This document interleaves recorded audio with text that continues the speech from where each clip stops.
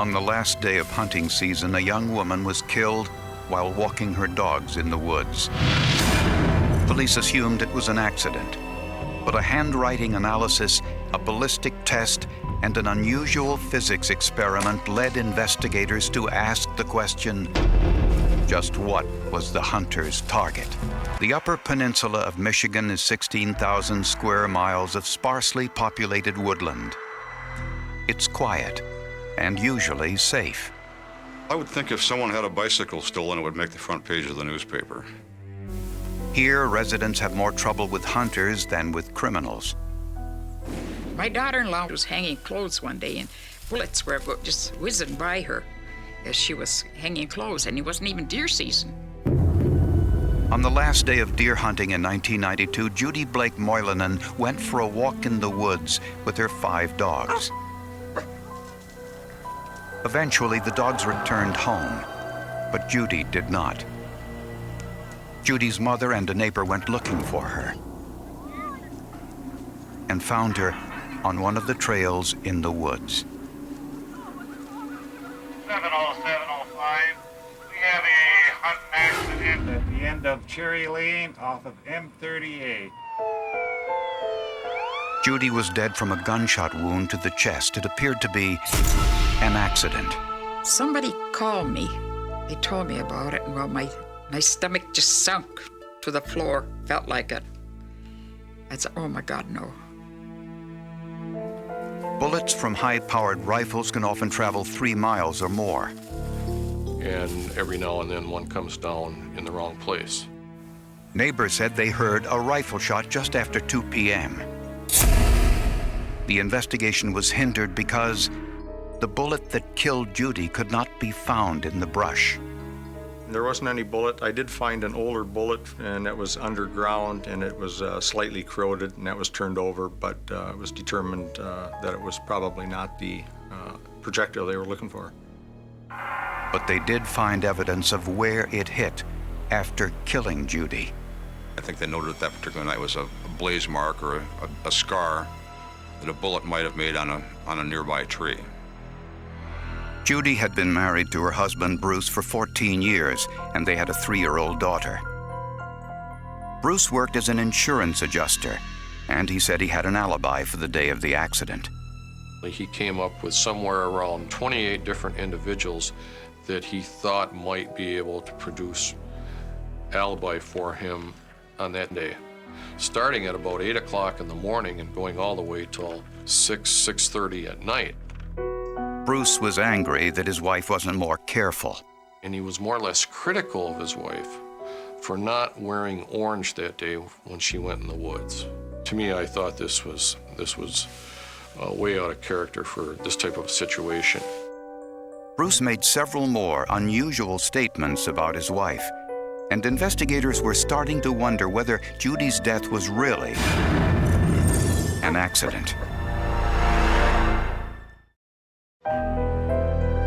Within days of Judy Moylanen's funeral, several friends noticed that her husband was behaving strangely. One said he made sexual advances towards her.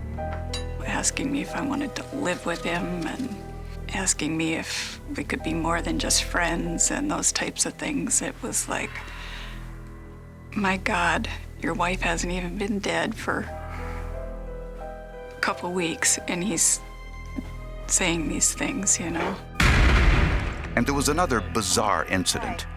After the funeral, Bruce gave some of Judy's clothing to another friend, Gail Lampinen. And among the clothes was a letter.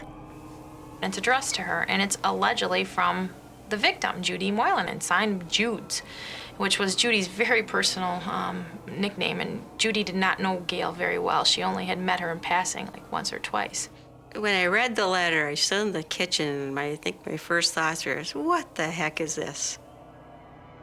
And it basically said, I'm having problems in my marriage. Bruce and I are growing apart. He's got his things, I've got mine. Please help him find, somebody else, one of those things. And for me, the kicker was the PS line, which was, but he's great in the sack.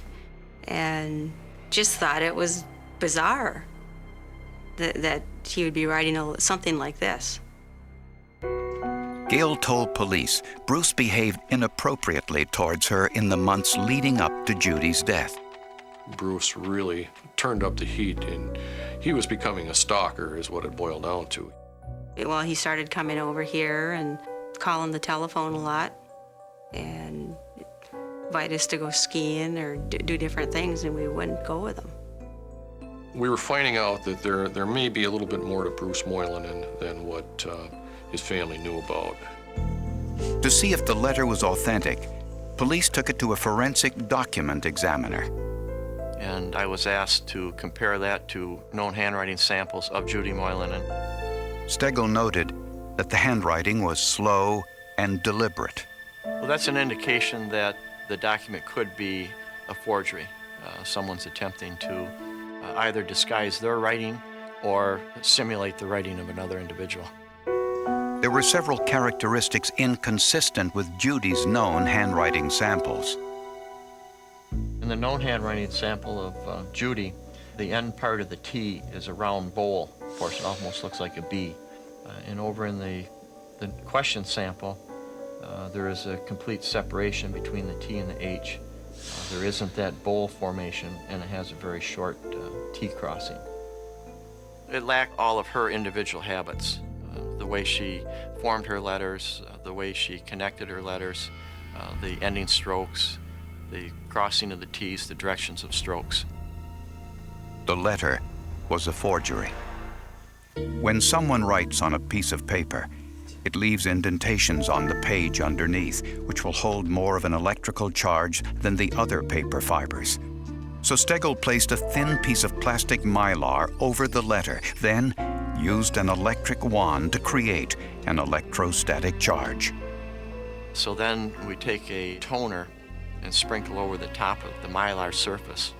And those areas that have the greatest charge will draw that black powder or toner to that area and develops an image.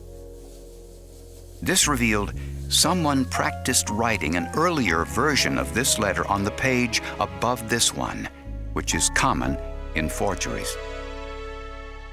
Stegel compared the letter to Bruce's known handwriting samples and concluded he had written the letter.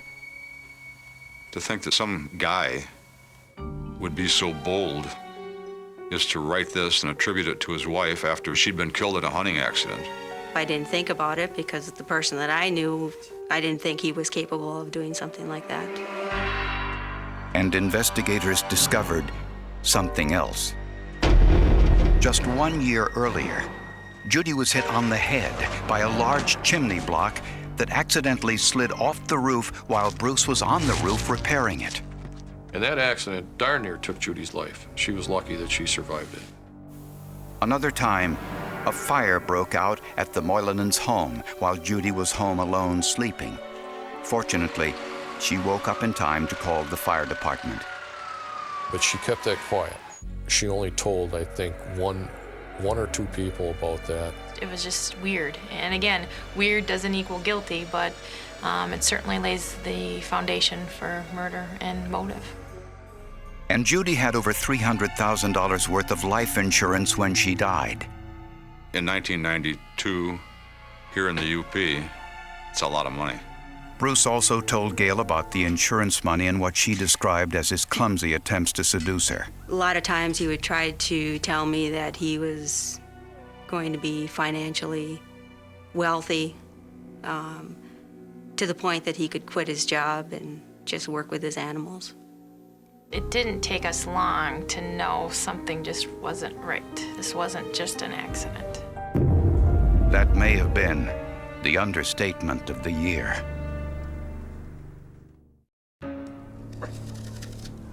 She was somebody who very much cared about other people and would do anything for you if she could.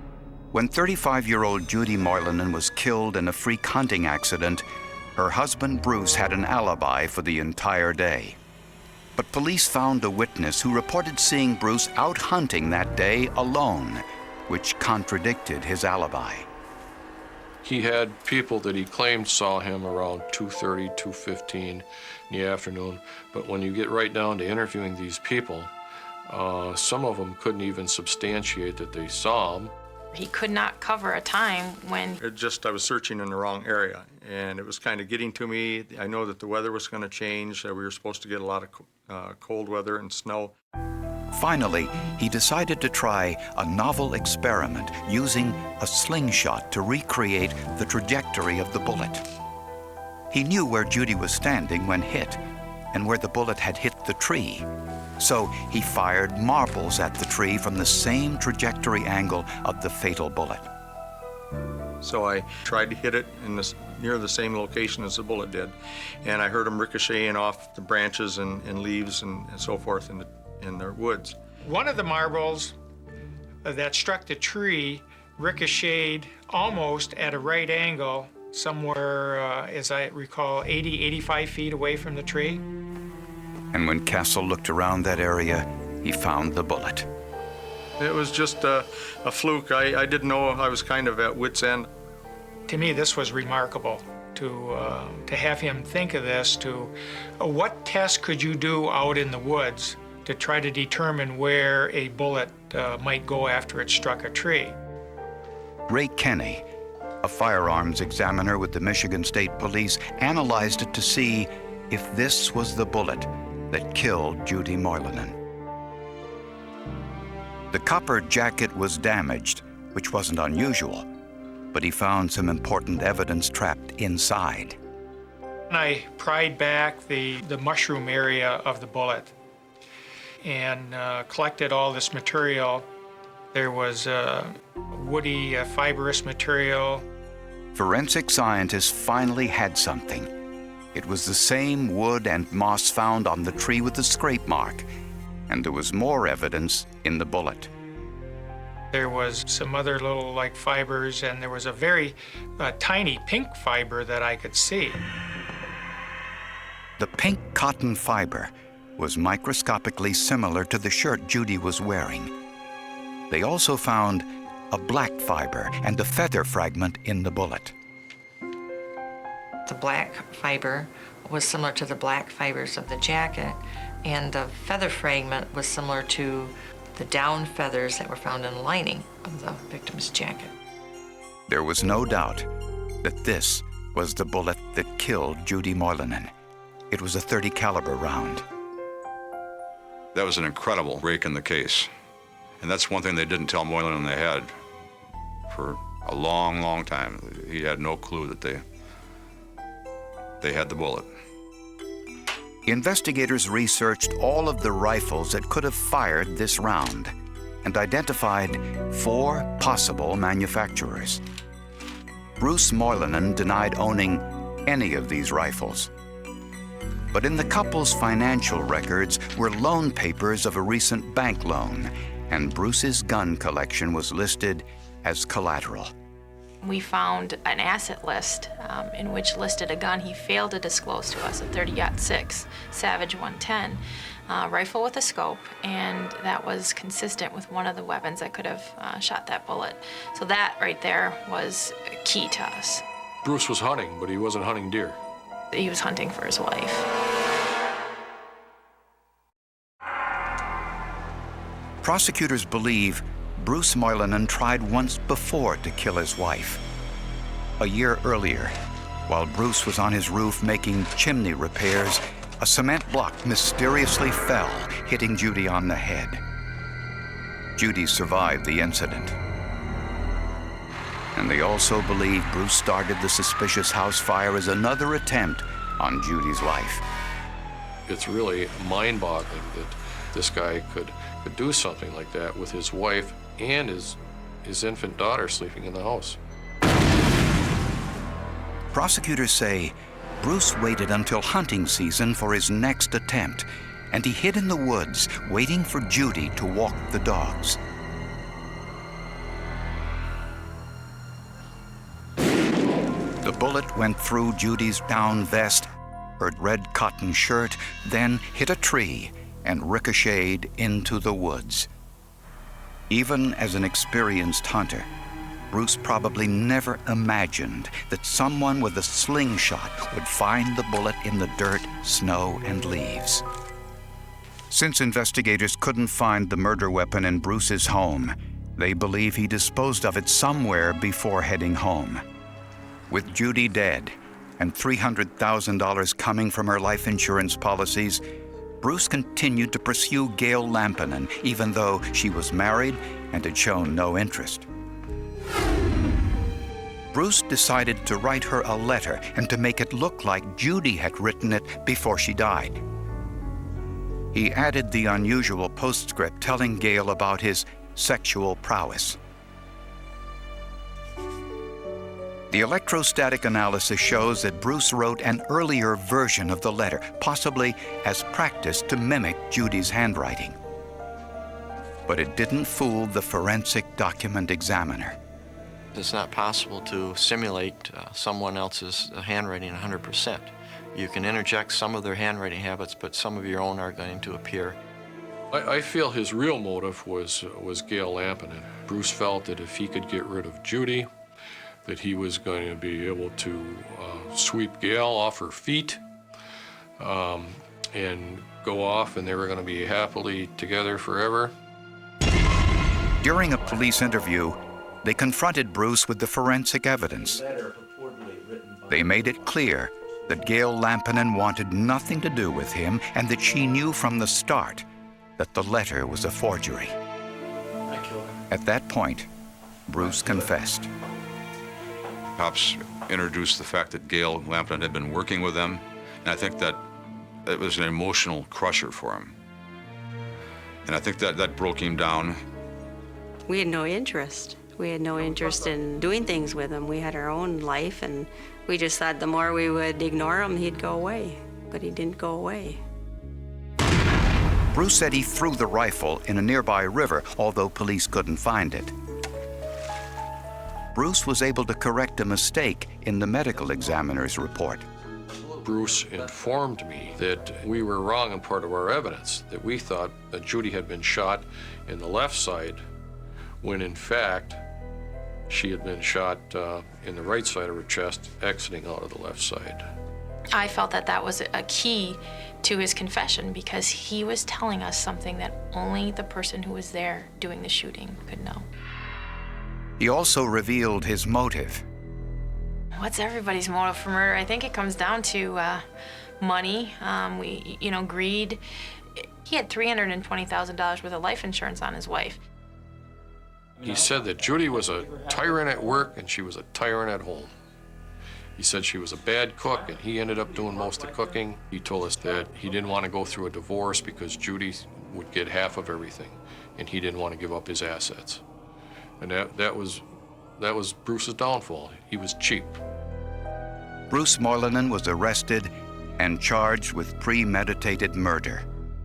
Despite his confession, he pleaded not guilty at the trial. He made an excuse for the confession, and basically it was psychologically coerced. He was tired. And you will hear how he took that gun and he scoped her in and he pulled the trigger that caused the bullet to kill Judy Moylanen instantly. Prosecutors showed the jury this police recreation of the cinder block incident. Bruce claimed he accidentally knocked the cinder block off the roof with his foot. The recreation showed this was impossible, that it required a deliberate push. But the forensic evidence was more than enough. Bruce Moylanen was found guilty and was sentenced to life in prison. Everything just fit together. And again, a very sad situation for a family, but at least we were able to give them closure and a sense of justice, and I hope that they have that today. I feel the forensic evidence was extremely important. I don't think we would have had enough information to break Bruce down without that type of evidence. I think that he just thought he was so much smarter than these quote, backwoods, unquote, cops could possibly be. These guys couldn't be that smart. Turned out they were just a whole lot smarter than he was. 55 dawn broke crisp and cold over Anchorage, Alaska. The temperature was around 0 degrees when a policeman on routine patrol discovered a body in a public park. We didn't have any identified her. Staying with friends, moving from place to place with no steady address in the months prior to her murder. When informed of her death, Catherine's parents told police about a chilling phone message they received from her 2 nights before the murder. Mom, are you there? Hello, Mom. Really, really, really need your help. Hopefully you'll be home soon. Bye. She said Catherine was high on drugs, but other than that, was fine. Her skin was clammy and cold, but I mean, she was definitely alive. The clerks agreed that the woman was not stabbed. There was no blood on her body. She was definitely passed out. There was no way she was going to get up and walk away. In that apartment. Toxicology tests from Catherine Harm's autopsy revealed no alcohol or street drugs in her system. But the medical examiner found something very suspicious. We found very high levels of Flexeril in the gastric contents, indicating that she had been given a dose or an overdose of Flexeril in the recent past. Flexeril is a prescription drug used to relieve muscle spasms. But when taken in excess, it can have the opposite effect. One of the unusual side effects would be a rigidity of the muscles, in a sense as if every muscle in the body was tensed up or held rigid. This explains why Catherine Harms was cold and somewhat rigid when the hotel clerk carried her out to Maureen Malloy's car. Without additional evidence, the case was turning cold until police got a break from an unlikely place. A woman living 2,000 miles away in Seattle, Washington, called police because she had seen the article about the murder in the Anchorage newspaper. It was one of a number of items in a package mailed to her from a friend in Anchorage. She said she had received a box, a cardboard box from Maureen Malloy. Inside the box were Catherine Harm's driver's license, the newspaper article, some jewelry, a knife, and this handwritten note. Hey, woman, please burn all the contents of this box. This is very important and many lives are on the line. This would be a great favor, and in all the world, I trust only you. The woman from Seattle told me she wanted nothing to do with this, but she didn't feel right about it, and so she thought she better call the police. The knife appeared to be clean.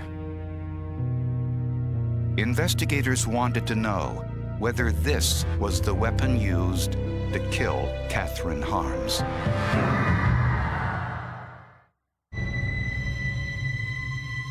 The package of items Maureen Malloy mailed to Seattle was sent to the forensic lab for testing. Malloy's note asked her friend to destroy all of the contents. Forensic experts confirmed that Maureen's fingerprints were on the document. What we were interested in was the knife.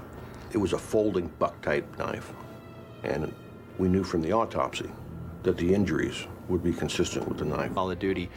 I think it's because as a younger, newer pathologist in the field, he's much more progressive and much more open to new ideas. Striated tool marks. So what we need is a material that will flow very well into the tool mark and then harden in a short period of time so that we can do comparisons of these very fine marks. After the microsill hardened, Shem peeled it from the rib. The question now was whether these marks were good enough to match the suspected murder weapon. To find out, Shem took the knife and pressed it down into a hard piece of plastic. This transferred the tool marks from the suspected murder weapon to the plastic surface. In this case here, it was important to find the exact angle at which the knife was used and then to replicate that angle into plastic and then do that comparison. Even more evidence inside Maureen Malloy's car. They saw a very small smear of dried blood near the ignition switch area. Of course, that was swabbed, and those swabs were sent to the state crime lab for DNA analysis. Those tests revealed that the blood on the ignition switch of Malloy's car was in fact Catherine Harm's blood. And they also found evidence in one of Maureen's jackets. Inside the right pocket, there was blood stains. That blood turned out to be Catherine Harm's blood. The stains were comparable to the dimensions of the knife that we seized in the box. Maureen Malloy was arrested and charged with first-degree murder. The question haunting prosecutors now was, what was the motive?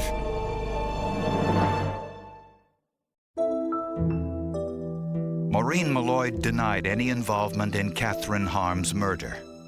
In my handwriting. The note? Yes. There's nothing about a knife in the note. I didn't know about any knife. She refused to talk about the knife. She wouldn't say she owned it, she didn't own it, she wouldn't say anything. You could look a lot better than you do. If she was baiting you, she was fucking with you for days and days and days, and you've got your kids, you've got people to think about, and you just lost it. That's what happened. I mean, we're all adults here. We can read the writing on the wall. That's what happened, Maureen. Now let's just stand tall. Let's just tell it how it happened. Let's don't come across like the cold-blooded bitch that you look like you are now. I'm not. I know you're not. Don't tell me I don't care about my kids and that I just care about myself. Just tell me what happened. Tell me why you did what you did.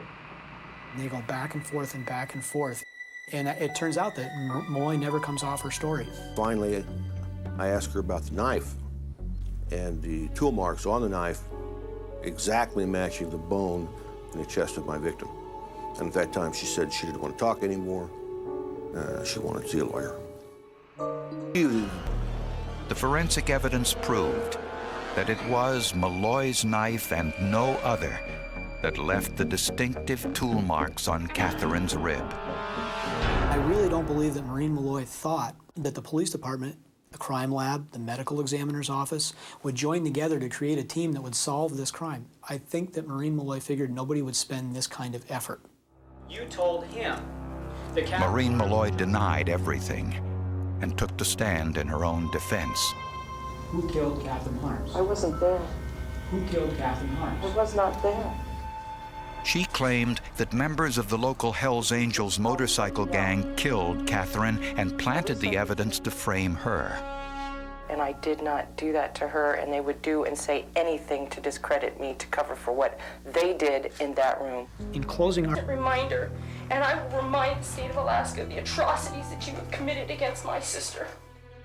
I covered a lot of murder trials, and this one stuck with me for a long time because it just never made any sense. And at the end of it, I felt that I didn't know the whole story, and I clearly remember the judge at sentencing saying that she did not feel that she could understand the motive for the murder.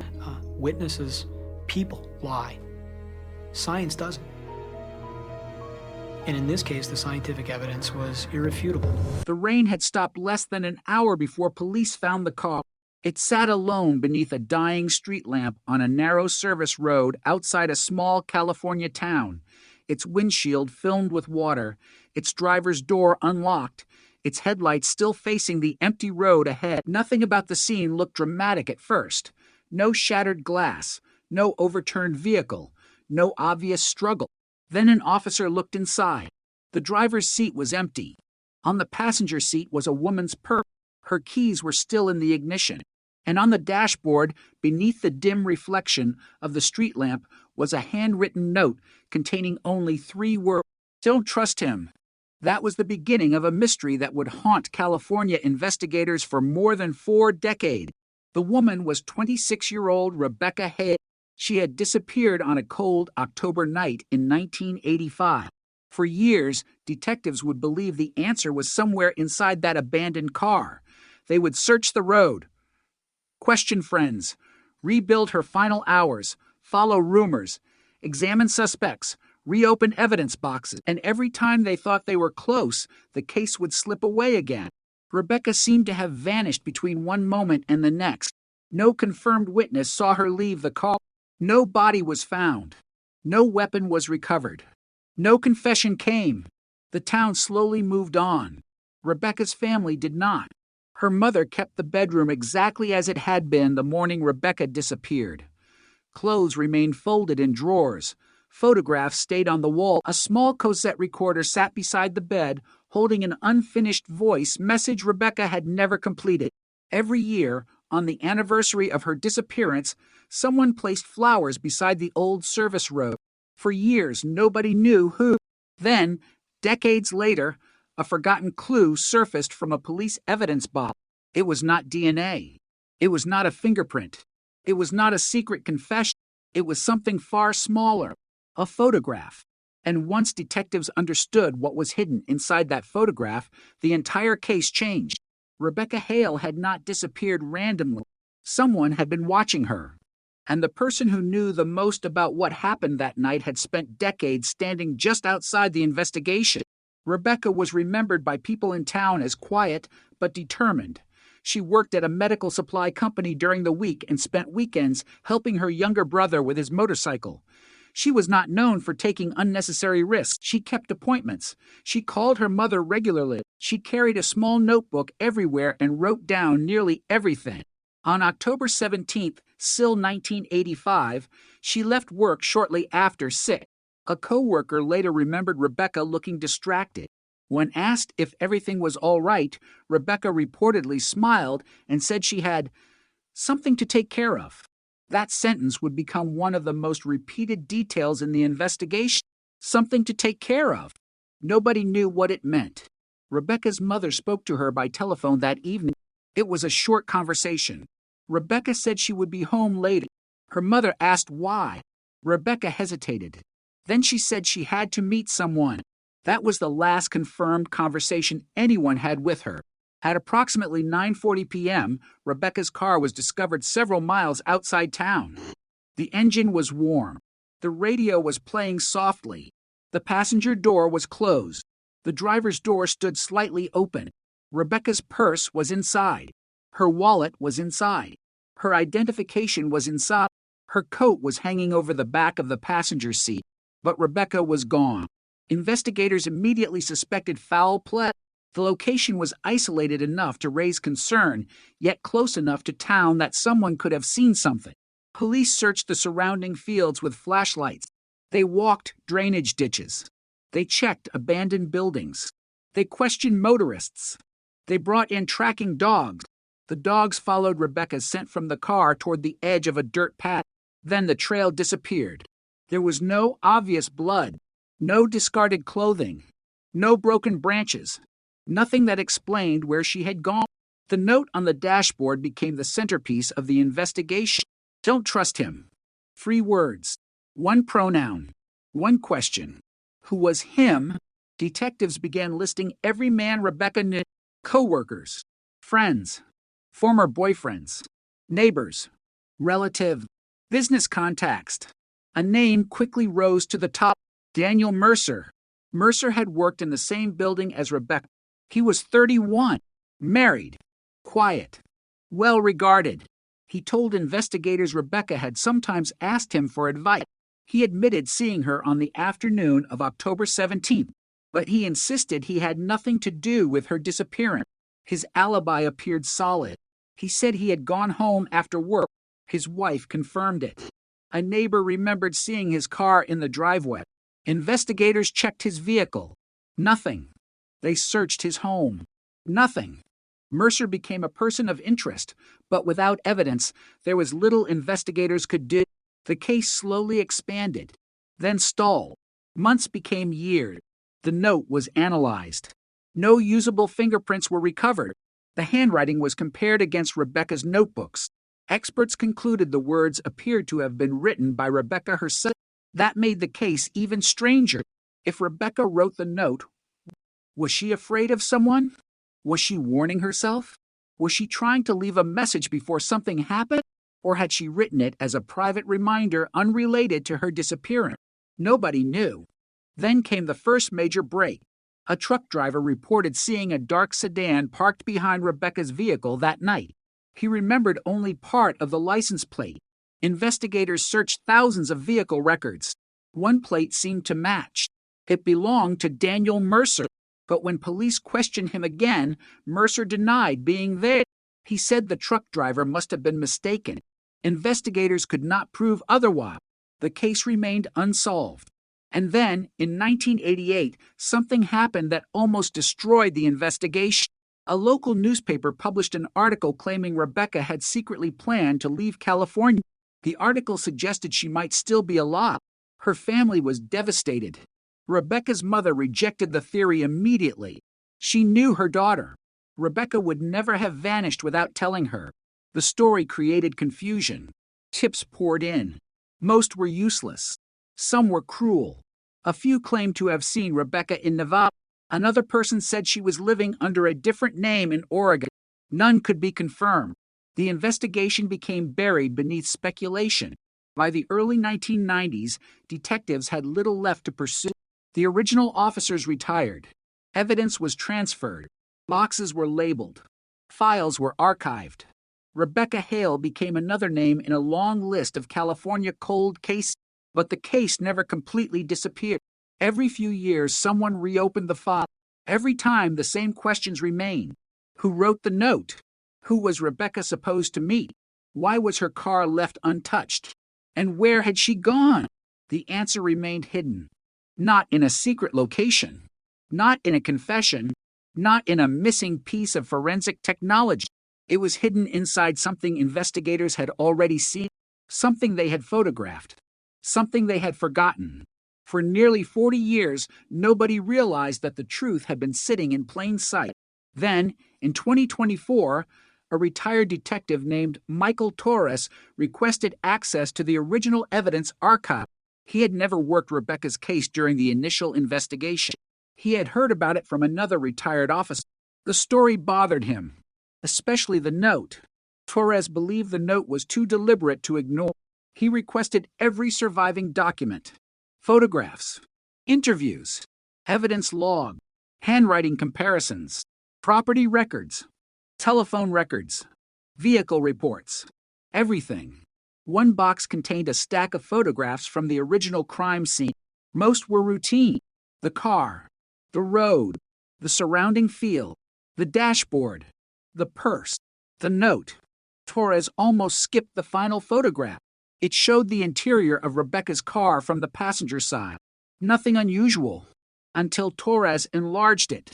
Behind the rearview mirror was a small reflection, a vehicle, a dark sedan, and beneath the sedan's windshield was a small rectangular object, a parking permit.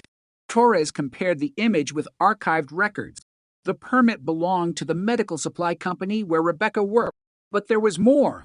The permit number was not assigned to Rebecca. It belonged to Daniel Mercer, the same Daniel Mercer who claimed he had gone directly home, the same Daniel Mercer whose vehicle had allegedly been seen near Rebecca's car, the same man Rebecca may have been warning someone about. Suddenly, the forgotten photograph became the most important piece of evidence in the case. Investigators reconstructed Mercer's movements. His original alibi began to collapse. A former employee, interviewed decades later, remembered something else. Mercer had once asked her how long security cameras kept recordings.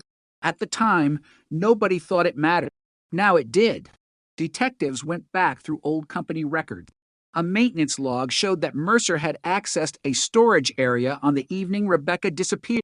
The timestamp was only minutes before the last known sighting of Rebecca. Then another detail surfaced.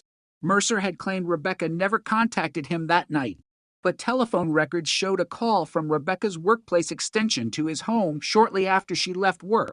The call lasted 47 seconds. Mercer had never mentioned it. The investigation suddenly had a direction, but there was still one question. Where was Rebecca? For years, detectives had searched the wrong places. They had searched roads, fields, rivers, abandoned structures. But the forgotten photographs suggested Rebecca's car had been followed. Someone had been with her. Someone she knew. Someone she trusted enough to meet. And if that person was Mercer, investigators needed to know what happened after the car stopped. They returned to the original scene. The road had changed. New buildings stood nearby. Trees had grown. The old drainage channel had been replaced. But beneath layers of soil and vegetation, investigators discovered a concrete culvert that had existed in 1985. A search team examined it. At first, they found nothing. Then a metal detector reacted. The object was small, corroded, half buried. It was a piece of jewelry. Rebecca's family identified it immediately. It had belonged to her. The discovery changed the case from a disappearance investigation into a homicide investigation. For the first time, detectives had physical evidence linking Rebecca to an area beyond the car, and for the first time, Daniel Mercer faced the possibility that the past was finally catching up with him. Mercer had lived for decades believing the case was dead. He had moved, changed jobs, raised children, built an ordinary life, but the forgotten clue had survived, and now investigators were looking directly at him. When detectives approached Mercer, he was 70 years old. They asked him about Rebecca. He paused. Then he said he barely remembered her. That answer lasted less than 5 minutes. When investigators placed the photograph in front of him, his expression changed. He stared at the image, then at the detectives, then back at the photograph. He did not speak, because the photograph showed something he had never known police had captured. His car, behind Rebecca's, at the scene, on the night she vanished. For 39 years, the case had depended on a question. Now the question had become an accusation, and the forgotten photograph had finally given investigators the one thing they had been missing: a reason to look again, a reason to believe Rebecca had not vanished. She had been taken, and someone had spent nearly 4 decades hoping nobody would notice. The photograph had changed the case, but it had not yet answered the question that mattered most. What happened during the final minutes of Rebecca Hale's life? Investigators knew she had left work. They knew someone had followed her. They knew her car had been abandoned on the service road. They knew her remains had eventually been discovered near the old drainage culvert. And they knew Daniel Mercer had lied about being anywhere near the scene. But a lie was not a murder. A suspicious photograph was not a murder. Even the discovery of Rebecca's remains could not explain exactly what happened between the moment her car stopped and the moment her life ended. That gap became the center of the reopened investigation. Detectives began rebuilding the scene from the ground up. They measured the old road, mapped the culvert, compared the photographs taken in 1985 with satellite images from decades later. They reconstructed the position of Rebecca's vehicle. Then they placed Mercer's vehicle behind it. The alignment was striking. Rebecca's car had been positioned near the edge of the road. Mercer's sedan had been several yards behind it. There was nowhere else for another vehicle to pass without leaving the road. If the photograph was accurate, Mercer had been there.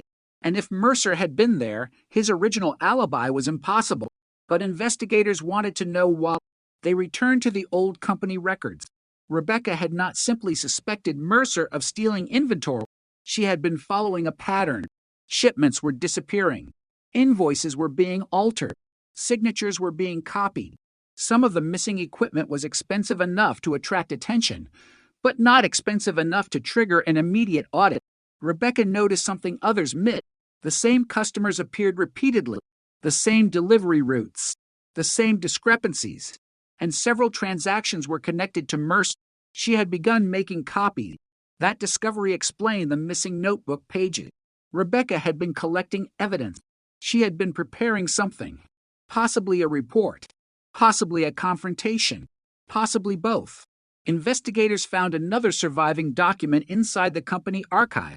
It was a handwritten note dated October 16th, Sill 1985. The note contained a short sentence: "Meet Daniel after work." No location, no explanation, just the appointment. The handwriting appeared consistent with Rebecca. That meant the meeting was not accidental.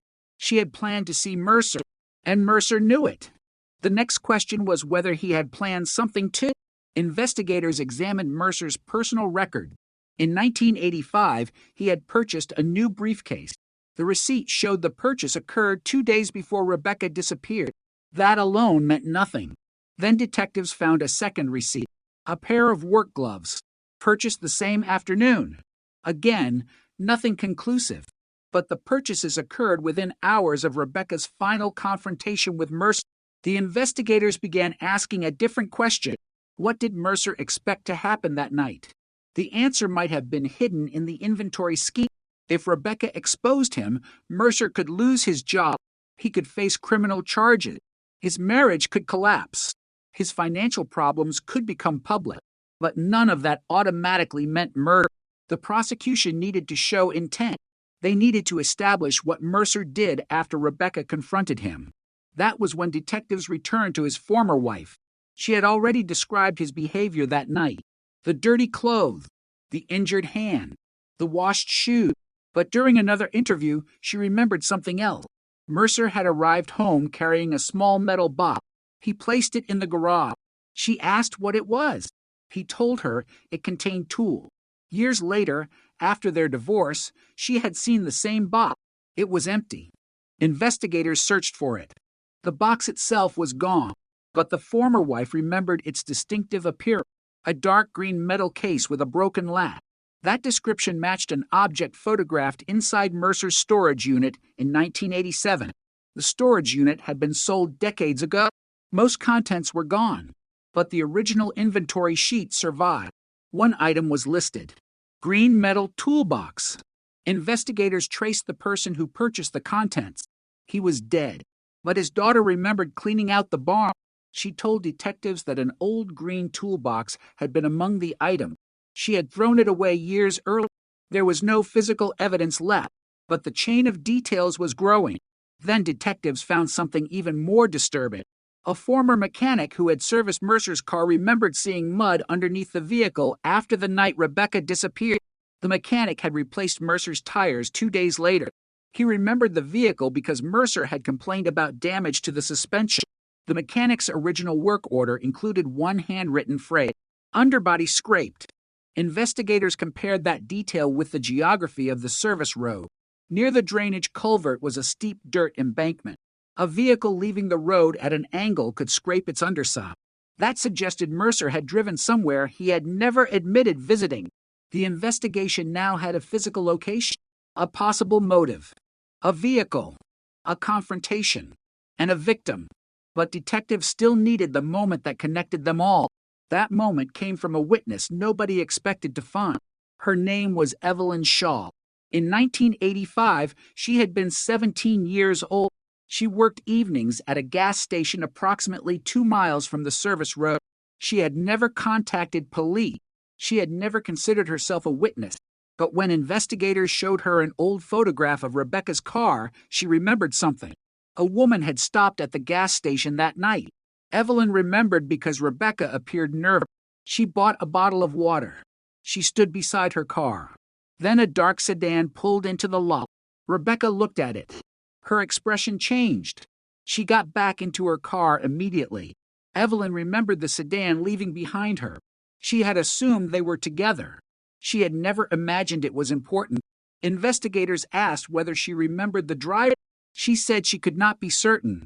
Then detectives showed her a photograph of Mercer from 1985. She stared at it. Her answer was careful. I think that's him. Not enough for an arrest, but enough to establish another connection. Rebecca had been followed, not by a stranger, by someone she recognized, someone whose arrival frightened her. Investigators reconstructed the red gas station, main road, service road, culvert. The sequence was consistent. The case was beginning to look less like a random disappearance and more like a planned confrontation that ended in murder. Then came the most important discovery. A forensic specialist reviewing Rebecca's clothing photographs noticed something overlooked in the original report. There was a small tear near the slit. Beside it was a dark stain. The stain had never been tested. At the time, investigators had assumed it was dirt. The original clothing had been preserved, barely, but modern testing was possible. The sample produced a partial DNA profile. It was too degraded to identify with certainty, but investigators compared it against known samples from Rebecca's family. The profile was not entirely Rebecca. There was another contributor, a male. The investigators obtained a legally authorized DNA sample connected to Mercer. The result was not a perfect match, but it was consistent with Mercer and could not be excluded. The defense would later challenge the significance, but for investigators, it was another piece of the puzzle. Mercer had been near Rebecca. He had argued with her. His vehicle had followed her. His alibi was false. He had lied about the meeting. He had unexplained injuries. His car showed evidence of driving over rough ground, and biological material from the victim's clothing was consistent with his profile. Still, detectives did not rush. They knew cold cases could collapse when investigators became emotionally attached to a theory, so they looked for evidence pointing away from Mercer. They searched old witness statements, rechecked former boyfriends, reviewed reports of suspicious vehicles, examined every anonymous tip.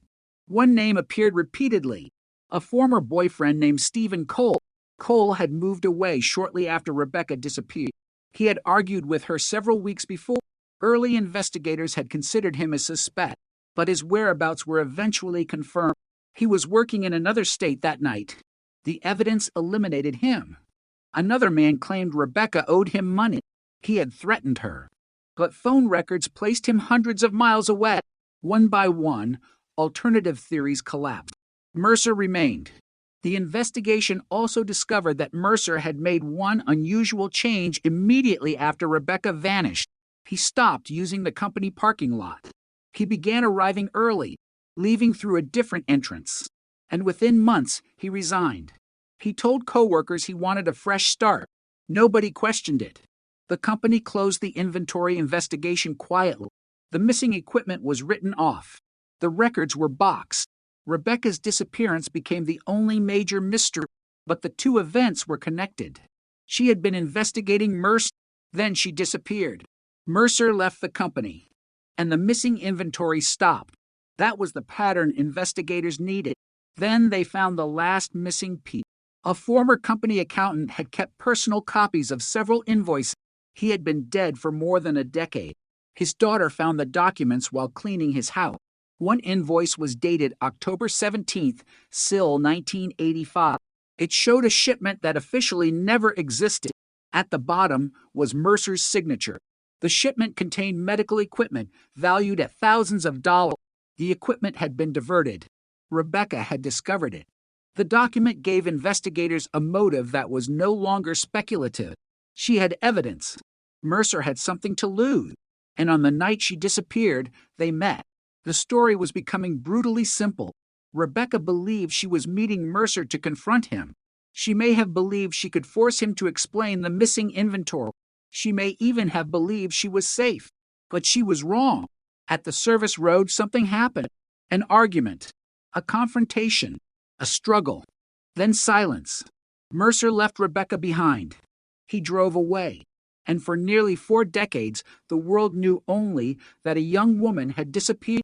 The investigation had nearly died several times, but one photograph had survived, and that photograph had placed Mercer's vehicle exactly where he said he had never been. When detectives confronted him with the accumulated evidence, Mercer finally admitted one crucial fact. He had followed Rebecca that night. He said he wanted to talk. He said she had threatened to expose him. He said he became angry. Then he claimed he pushed her. But his story stopped there. Investigators did not believe it ended there. Rebecca had not simply fallen and disappeared. Someone had moved her. Someone had hidden her. Someone had abandoned her car. Someone had spent decades protecting the secret. And now the evidence was forcing that secret into the open.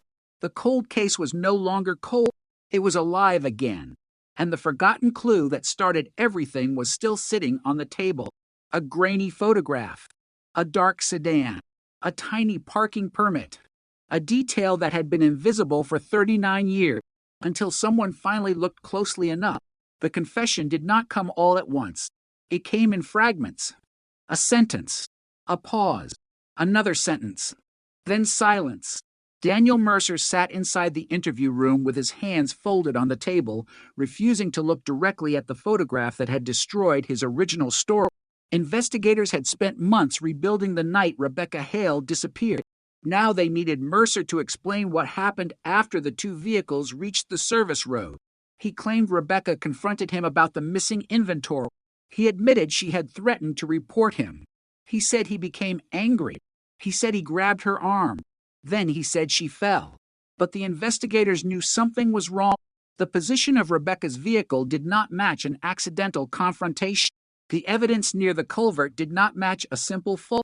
and the injuries described in the original medical examination of the recovered remains were inconsistent with Mercer's first explanation. Mercer was asked what he did after Rebecca fell. He stared at the table. "I panicked." That was all he said. The detective waited. Mercer finally continued. He claimed Rebecca was still breathing. He claimed he wanted to get help, but instead of calling police, he said he moved her away from the road. That decision was critical, because it meant that even by his own version of events, Mercer had left the scene without reporting what had happened. He had seen Rebecca injured. He had known she was in danger, and he had chosen to disappear. But detectives believed the truth was darker. They asked him about the culvert. He denied knowing it existed. That answer lasted only seconds.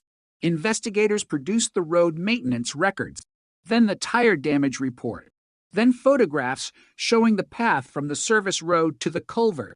Mercer's vehicle had been there. The evidence was becoming impossible to escape. He changed his story again. He said he had driven there because Rebecca had asked him to. That was contradicted by the gas station witness.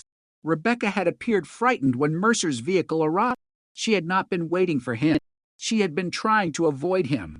Mercer became quiet. Then detectives placed Rebecca's reconstructed timeline in front of him. The final phone call, the company parking lot, the gas station, the service road, the abandoned vehicle, the culvert, the missing notebook, the inventory documents. Every road seemed to lead back to the same night. Every question returned to the same man, Daniel Mercer. But investigators still needed to understand the motive. Why would Mercer risk everything? The answer was buried in the company records. The missing inventory was not random theft. It was part of a larger scheme. Mercer had been diverting medical equipment through a network of false vendors. The shipments would appear legitimate. Invoices would be generated. Delivery records would be created. Then the equipment would disappear. Rebecca had discovered one of the false accounts. She had copied documents. She had written Mercer's name. And she had apparently planned to confront him. The evidence suggested Rebecca intended to expose him. Mercer knew it, and that gave him a reason to stop her. But there was another question. Why had Rebecca written, "Don't trust him," on the dashboard? Investigators returned to the handwriting. They compared the note with dozens of samples from Rebecca's notebooks. The handwriting matched. The note was hers. That meant Rebecca knew she was dealing with someone she did not trust. Perhaps she wrote it moments before the confrontation. Perhaps she had intended someone else to find it. Maybe she expected to survive. Maybe she was trying to leave one final warning. The truth would never be known. But the message had survived. 3 words. A warning from the past. Investigators then examined the condition of the note. The paper had been torn from a small notepad. The edge matched one of the missing pages from Rebecca's notebook. This was significant. It meant the note was not something she casually wrote earlier in the week. It had likely been created during the final hours of her life. The investigators reconstructed the dashboard. The note had been placed where it could easily be seen from outside the vehicle. That suggested Rebecca wanted someone to find it. Maybe she expected police to discover the car. Maybe she knew she was in danger. Maybe she had already realized Mercer was following her. The mystery remained. But the note had done exactly what Rebecca may have intended. It had survived. Decades later, it was still speaking. The case then took another unexpected turn. Investigators discovered a second photograph. It had been stored in a separate county archive. Unlike the original crime scene photographs, this image had been taken during the daylight search the following morning. It showed the area around the culvert. At first, it appeared useless, but a forensic enhancement revealed tire impressions near the edge of the dirt. The pattern was faint, almost erased by rain, but visible. Investigators compared the tread design with Mercer's vehicle records. The match was not enough to prove identity by itself, yet it was consistent with the same tire type Mercer had been using. Then detectives found the original tire purchase record. Mercer had replaced all 4 tires 2 days after Rebecca disappeared. The mechanic remembered that the old tires had unusual damage. One had a deep cut. Another had a flattened section. He had written the word rough terrain on the invoice. Mercer had never explained why he had driven over rough terrain. Now investigators had a possible answer. He had driven to the culvert. He had used the vehicle to reach the area where Rebecca's remains were eventually found. The pieces were converging, but the most disturbing evidence came from an old interview. A detective who had questioned Mercer in 1985 had written a handwritten note in the margin of his report. It read, "Subject becomes agitated when asked about road." The original detective had never explained the notation. By the time the case was reopened, he had died, but his note remained. Mercer had been nervous about the service road from the beginning. He had been questioned about it. He denied being there. And somehow, investigators had accepted his explanation. That mistake had cost decades. The reopened investigation also revealed how quickly the original case had lost momentum. There had been no body, no weapon, no eyewitness, no confirmed motive. The police department was overwhelmed with other cases. The public wanted answers, but every lead ended in uncertainty. Eventually, Rebecca became a missing person case rather than a homicide investigation. That distinction mattered. Without a body, investigators could not prove murder. Without murder, they had fewer tools. Without evidence, suspects became possibilities rather than targets. Mercer benefited from every uncertainty. He had not escaped because nobody suspected him. He escaped because suspicion could not become proof. Then the remains were found. The entire legal landscape changed. Rebecca had not disappeared. She had died. And the man investigators had questioned in 1985 had lied. That was the turning point. Prosecutors began preparing the case, but they faced another problem. Mercer was old. His health was declining. The defense could argue that he was being prosecuted on memories that were almost 40 years old. The prosecution needed to move quickly. Investigators returned to every surviving witness: Leonard Price, Evelyn Shaw, Mercer's former wife, the mechanic, former company employee. Each person was interviewed separately. Nobody was shown the statements of the other. The goal was simple: determine whether their memories independently supported the same timeline. They did. Price remembered Mercer with Rebecca near the company parking lot. Shaw remembered Mercer's sedan following Rebecca from the gas station. The former wife remembered Mercer returning home late, injured and dirty. The mechanic remembered damage to Mercer's vehicle. Former employees confirmed Rebecca had been investigating missing inventory. The documents showed Mercer benefited from the scheme, and the photograph placed his vehicle behind Rebecca's abandoned car. The evidence no longer depended on one person. It had become a network. Then investigators found one final financial record. 3 days after Rebecca disappeared, Mercer deposited a large amount of cash into his bank account. The amount was close to the value of several missing shipments. The deposit had never been explained. Mercer had claimed it came from selling personal property, but there was no record of such a sale. The money trail strengthened the motive. Rebecca had discovered the theft. Mercer was about to be exposed. She disappeared, and Mercer suddenly had cash. The case was beginning to tell its own story.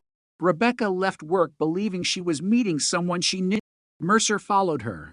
They stopped at the isolated road. The argument escalated. Rebecca was killed. Her body was moved toward the culvert. Her vehicle was abandoned. Mercer returned home. He created an alibi, and for decades he remained silent. But investigators still did not know whether Rebecca had died at the service road or somewhere else. That mattered. So they examined the recovered remains again. Forensic specialists identified fractures consistent with significant trauma. The pattern suggested Rebecca had suffered a violent injury before death. The exact mechanism could not be established with complete certainty after so many years, but investigators could rule out several accidental explanations. Rebecca had not simply wandered away. She had not died from natural causes. She had suffered violence, and someone had concealed her.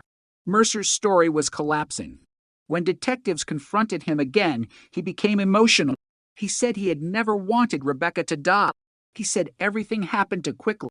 He insisted the confrontation was not planned, but investigators asked him why he never called police. He had no answer. They asked why he moved her. Again, no answer. They asked why he abandoned her car. Silence.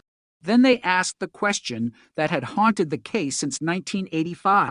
Where did you leave Rebecca? Mercer closed his eyes. For several seconds he said nothing. Then he gave investigators a location. It was the culvert, the same place where Rebecca's remains had been discovered. The statement was not a full confession, but it was the closest thing investigators had ever received. Mercer had finally placed himself at the location, and he had finally acknowledged that Rebecca had been there with him. The forgotten clue had opened the door. The records had kept it open, and the evidence had forced him through it. But there was still one question hanging over the case. What exactly happened during those final minutes? For nearly 4 decades, Rebecca's family had imagined the last moment of her life. Now investigators were preparing to reconstruct it. Not from rumor, not from theory, but from the evidence Mercer had unknowingly left behind. And the closer they looked, the more they realized that the photograph was only the beginning, because hidden inside the old case file was another clue, a clue that had nothing to do with the car, nothing to do with the road, and everything to do with what Rebecca knew before she disappeared. The second clue was buried in a place nobody had searched for nearly 40 years, not in the road, not in the culvert, not inside Mercer's vehicle. It was inside Rebecca Hale's old workplace, a building that had changed owners twice, been renovated, and nearly demolished before investigators realized that part of its original interior still existed. Behind a wall, a small storage cavity, and inside it, a metal filing drawer. The drawer contained old accounting records. Most were damaged by moisture. Some had been eaten away by insects, but one folder remained intact. Rebecca's name was written across the front. The investigator holding it understood immediately that this was not routine paperwork. Inside were photocopies of invoices, handwritten notes, delivery schedules, and a list of names. At the bottom of the final page was a sentence written in Rebecca's handwriting. "If anything happens to me, look at Daniel." The room went silent. The words were not a confession. They were not a direct accusation of murder, but they changed the meaning of everything that came before them. Rebecca had been afraid. She had identified Mercer as someone she did not trust. She had documented his financial activity. She had written his name. And then she disappeared. The investigators began comparing the date. The folder had been assembled between September and October 1985. The final document was dated October 16th, one day before Rebecca vanished. That meant she had been preparing for something. Maybe she believed Mercer would confront her. Maybe she feared he would destroy the evidence. Maybe she had already realized how dangerous the situation had become. The final page contained one more detail: a phone number. Not Mercer's home number. Not his workplace extension. A number belonging to a private storage facility outside town. Investigators searched the old records. Mercer had rented a unit there. The contract began 3 days before Rebecca disappeared. That discovery sent detectives back to the storage facility. The building still existed. The unit number had changed, but the original property records survived. Mercer had rented Unit 14 for 6 months. Then, shortly after Rebecca vanished, he ended the rental. The timing was suspicious. Investigators searched the surviving rental paperwork. The facility owner had kept copies of identification documents. Mercer's signature was there. So was the date. But the most important detail was written on the original rental agreement. A note from the manager. Customer requested no contact by phone. Why? That question led investigators deep. They discovered that Mercer had paid the entire rental period in cash. No checks. No bank transfers. No credit card. Cash. That alone was not illegal. But it was unusual. Especially because Mercer had been struggling financially. Why rent a storage unit with cash when he was already under financial pressure? Investigators searched the unit's history. No inventory survived. But the property manager remembered something. A young woman had come to the facility once. She had been looking for Mercer.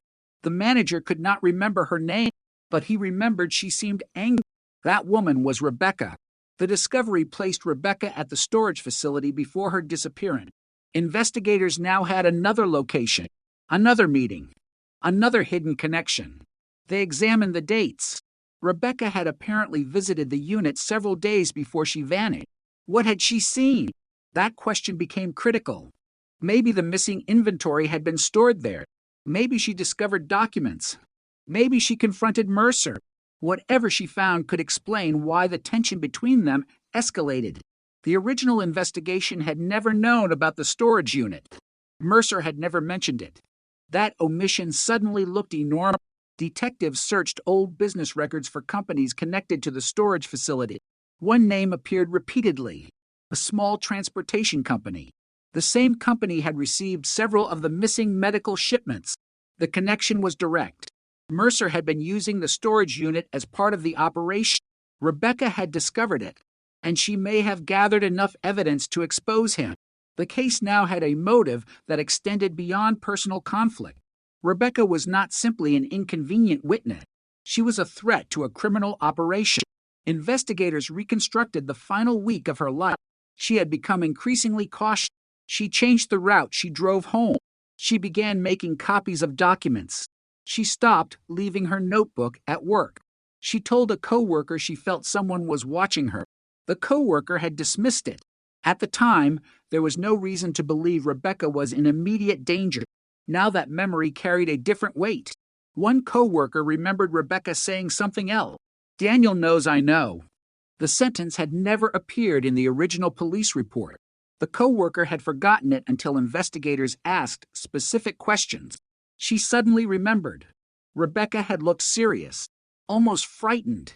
The coworker asked if she needed help. Rebecca said no. She said she could handle it. Those were the last words they exchanged. The investigation became increasingly tragic. Rebecca had recognized the danger. She had left warnings. She had kept records. She had told people enough to suggest something was wrong, but nobody knew how close the danger was. On October 17th, she still went to work. She still answered calls.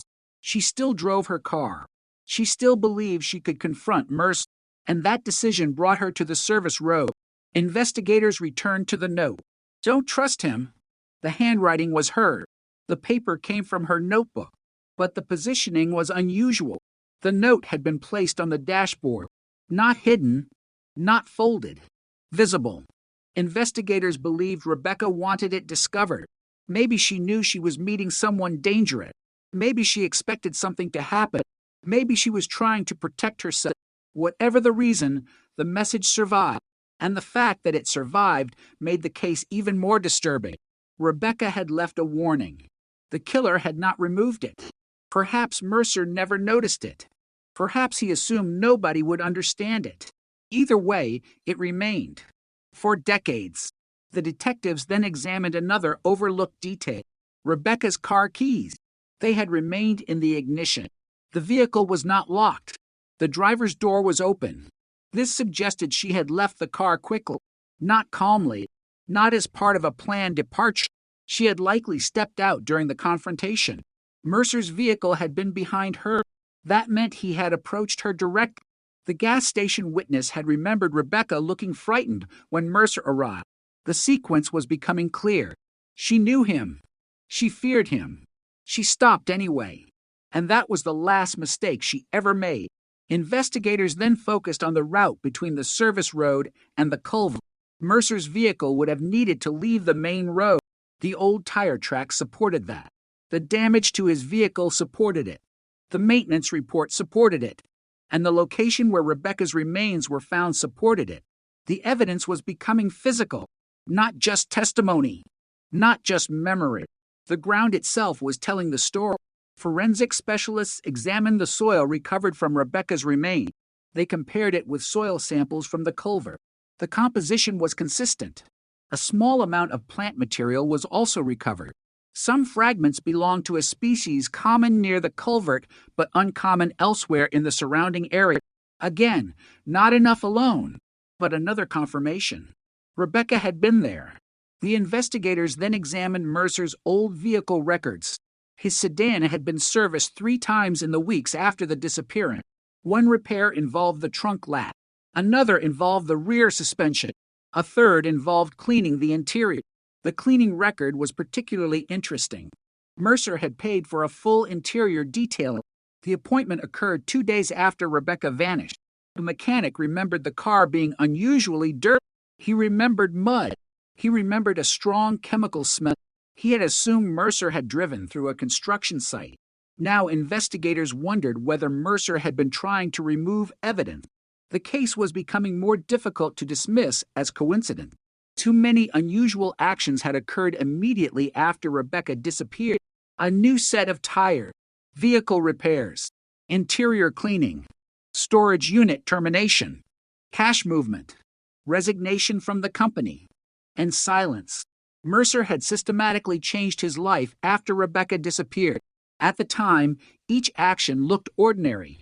Together, they looked like a reaction. Investigators discovered another financial record. Mercer had purchased a one-way bus ticket to Nevada. The ticket was dated October 20th, 3 days after Rebecca disappeared. He never used it. Why had he bought it? Mercer claimed he had considered leaving because of financial problems, but investigators believe the timing was significant. He may have planned to disappear. Maybe he became frightened when police began searching. Maybe he realized Rebecca's disappearance would attract attention. Whatever happened, he stayed. And that decision allowed investigators decades later to find him. The reopened investigation eventually located another witness, a former employee named Harold Pierce. Pierce had worked in the shipping department. He remembered seeing Mercer late on October 17th. Mercer had returned to the company after Rebecca left. Pierce asked why he was back. Mercer reportedly said he had forgotten something, but Pierce remembered something strange. Mercer's shoes were wet. His trousers were dirty, and he appeared angry. The time was approximately 8:30 p.m. Rebecca's car was discovered later that night. Mercer had claimed he went home directly after work. He had not. The alibi was now completely broken. Investigators asked Pierce why he had never mentioned this. He said nobody had asked. That sentence became another painful reminder of the original investigation. The evidence had existed. It had simply never been connected. Rebecca's co-worker had remembered the warning. The mechanic remembered the vehicle. The gas station attendant remembered the sedan. The storage manager remembered Rebecca. The shipping clerk remembered Mercer returning to the building. The former wife remembered the injury. Every memory had been isolated. Nobody saw the complete picture. Until now. The prosecution assembled the timeline. Rebecca discovered the fraud. Rebecca documented the evidence. Rebecca warned others about Mercer. Rebecca planned to confront him. Mercer followed her. They met near the service road. An argument occurred. Rebecca was killed. Her body was moved toward the culvert. Her car was abandoned. Mercer returned to work, then went home. He cleaned his vehicle, changed his tires, ended his storage rental, prepared to leave the state. And for nearly 40 years, he remained silent. But the investigators still had one major problem. Mercer's confession was incomplete. He admitted being there. He admitted confronting Rebecca.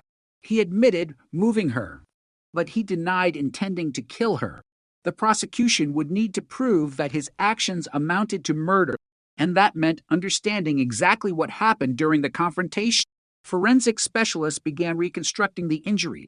The pattern suggested Rebecca had suffered a severe blow. There were also indications of restraint.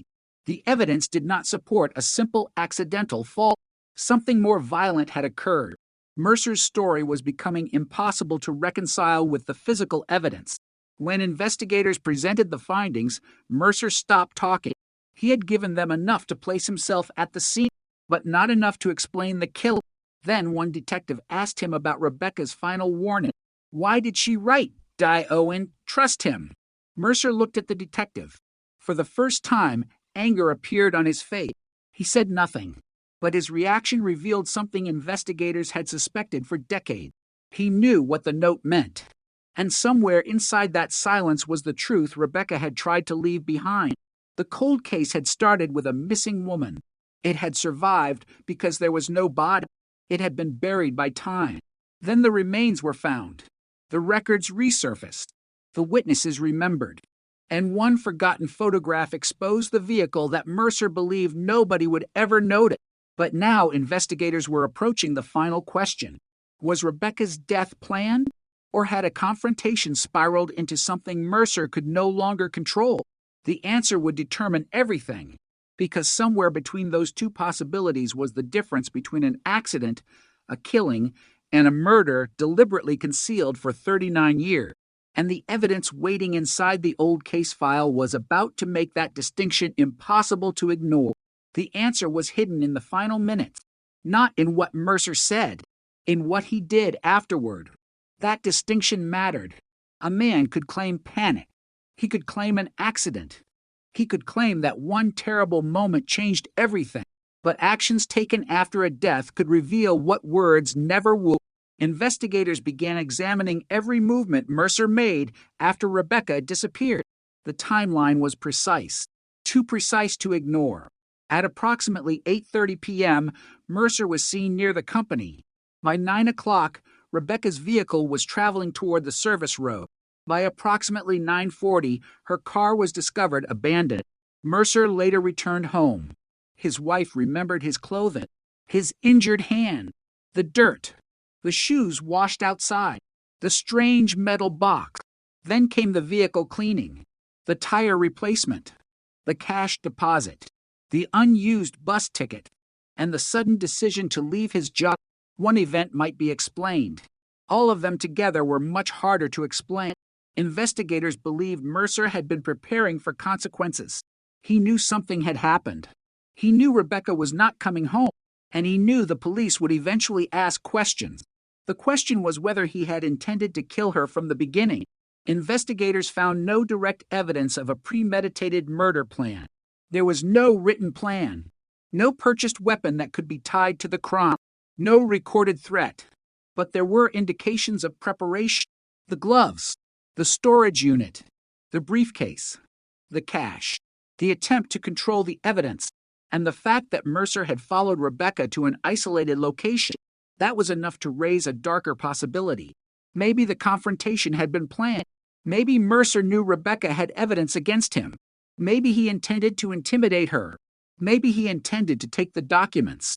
Maybe he intended to stop her from speaking. The investigators could not know exactly what Mercer planned when he entered his car that night, but they could examine what happened after the confrontation began. Rebecca had written the warning. She had left the car. There had been a struggle, and Mercer had moved her.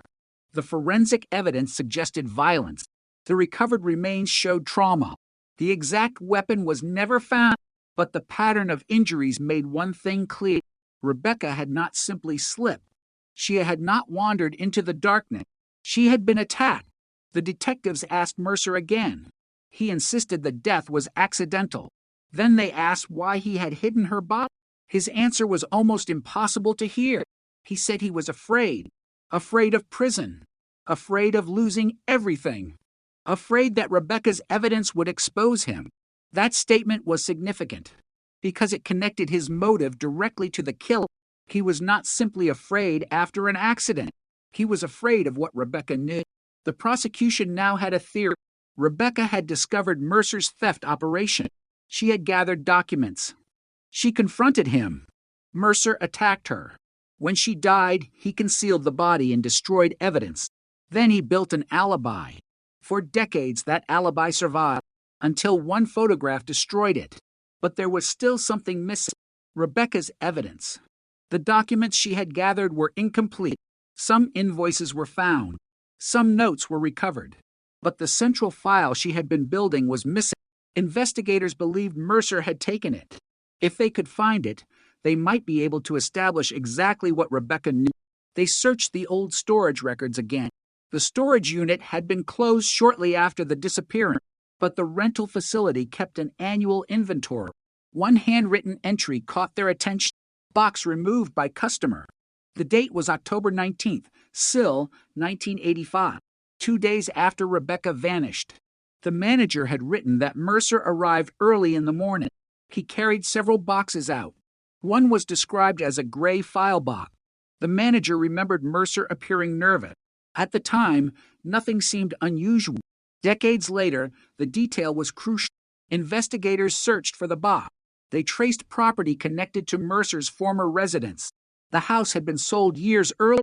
The new owners had renovated the garage. During the renovation, they discovered an old wooden cabinet hidden behind a false wall. Inside were several rusted metal containers. Most were empty. One contained paperwork. The paperwork was not from the house. It came from the storage facility. And among the documents was a photocopy of Rebecca's inventory report. Mercer had kept it. Why?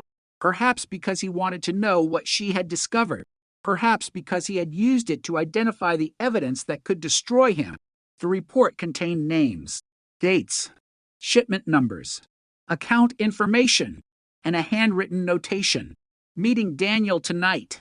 The date was October 17th, the day Rebecca disappeared.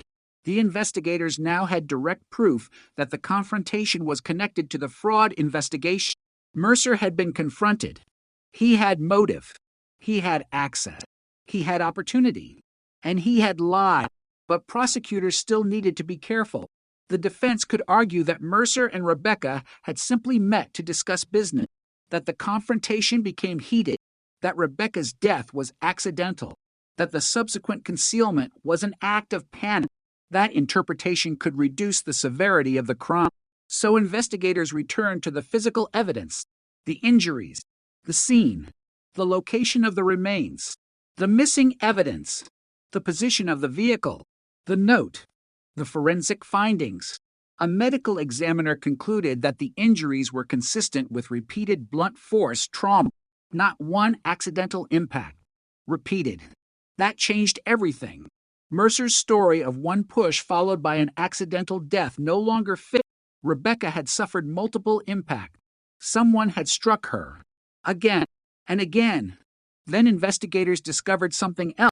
A small fracture pattern in one of Rebecca's bones suggested she had raised an arm defensively. She had tried to protect herself. That meant the attack was not passive.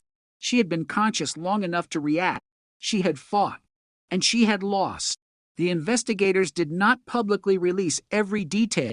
They protected Rebecca's dignity. But internally, the case became clear. This was not a tragic accident. It was violence. Mercer was eventually confronted with the medical finding. He became silent. Then he said something that investigators later described as chilling. "I told you I panicked." The detective replied, "You didn't panic once." The room went quiet. "You made several decisions." Mercer looked away. That exchange became important because it captured the central issue. The killing itself might have occurred in minutes, but the concealment lasted decades. Mercer had time to call police. He had time to seek help. He had time to tell Rebecca's family. He had time to confess. Instead, he moved her body, abandoned her car, cleaned his vehicle, changed his tire, destroyed evidence, built an alibi, and continued living. The investigators now believe the concealment was not an impulsive act. It was a deliberate decision. That decision had protected him for 39 years. But there was one more mystery. Why had Rebecca's body remained near the culvert? If Mercer wanted to hide her completely, why leave her there? Investigators reconstructed the terrain. The culvert was hidden from the main road. Vegetation had covered the area. In 1985, it was even more isolated. A person could drive close enough to reach it without being seen. Mercer may have believed nobody would search there. And initially, he was right. Police searched the nearby fields. They searched the road. They searched abandoned buildings. But they did not thoroughly excavate the culvert. The terrain had concealed Rebecca for nearly 4 decades. Rain, leaves, vegetation, time. The land itself had buried the evidence. Then investigators discovered that the culvert had been partially filled during a road project in the early 1990s. That construction may have moved soil over the remains. The location had effectively disappeared. Until modern investigators returned, Rebecca had been missing in plain sight. The same pattern repeated.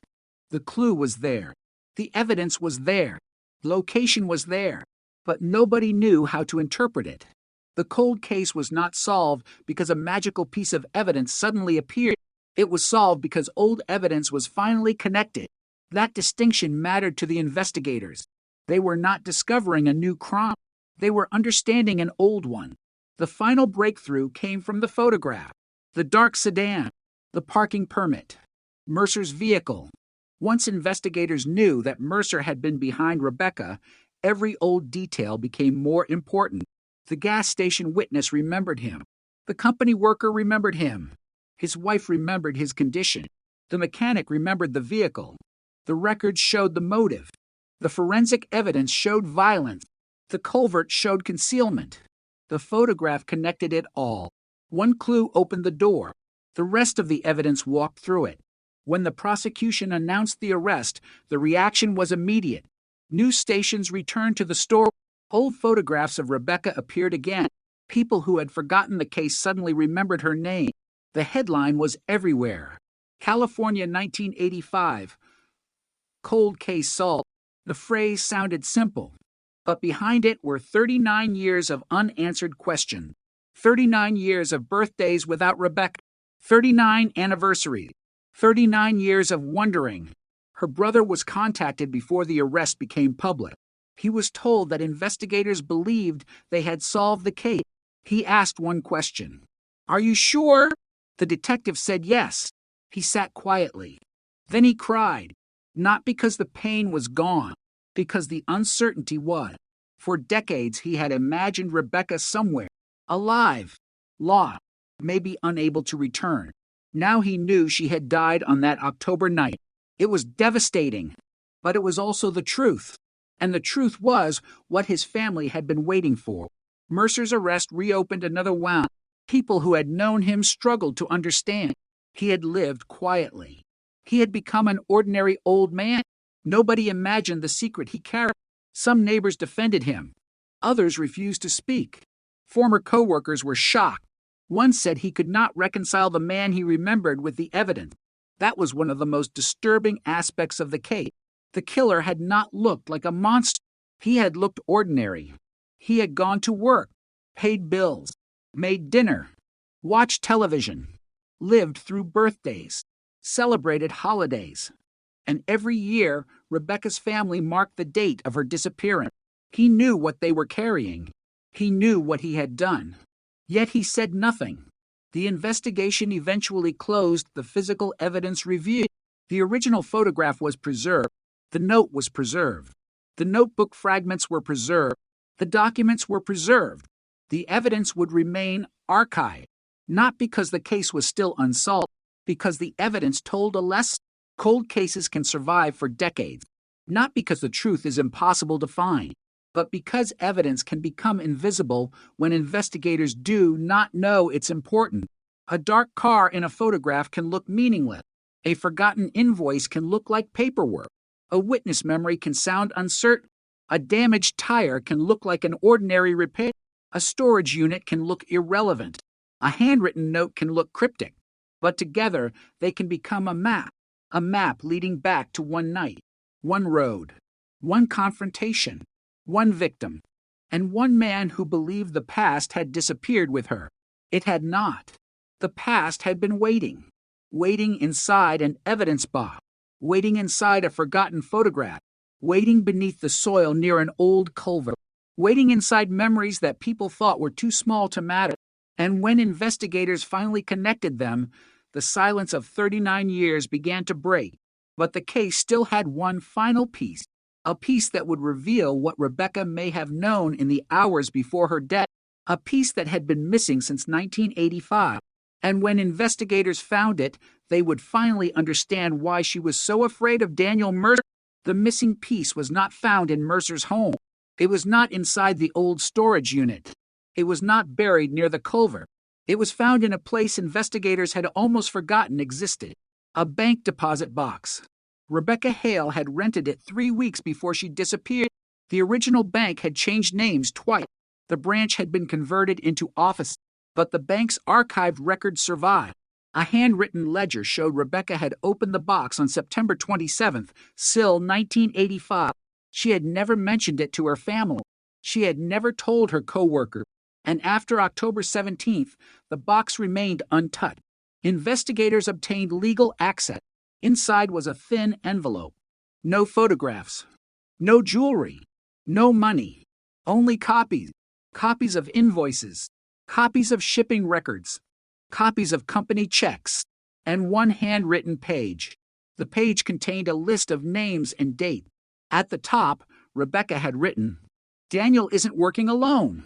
That sentence changed the investigation again. For decades, investigators had believed Mercer acted alone. Now, Rebecca's own records suggested otherwise. There was another person, someone connected to the missing shipments, someone Rebecca had apparently identified before she died. The name appeared 3 lines below Mercer: Thomas Vale. Vale had been a regional contractor who occasionally handled transportation for the medical supply company. He had died in 1997. That made the discovery frustrating. Investigators could not question him, but they could examine his records. They found several payments from Mercer to Vale. The amounts matched shipments Rebecca had flagged. The payments had been disguised as consulting fees. There was more. Vale's company had rented vehicles. One of those vehicles had been reported near the service road in October 1985, but the vehicle records were incomplete. Investigators could not prove Vale was physically present when Rebecca died. They could prove he was connected to the financial scheme. That raised a terrifying possibility. Rebecca may have discovered more than Mercer's theft. She may have discovered an organized operation. And if Mercer believed she was about to expose everyone involved, the pressure to silence her would have been enormous. Investigators examined the bank box again. There was another sheet. This one contained a short sentence: "If I disappear, give this to the police." Beneath it was a phone number. The number belonged to a detective who had worked Rebecca's original case. That detective had died years earlier, but the number led investigators to his former department. The message was clear. Rebecca had anticipated danger. She had prepared evidence. She had created a backup. She had tried to protect herself.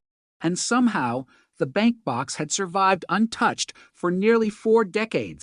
The detective leading the reopened investigation later described the discovery as devastating.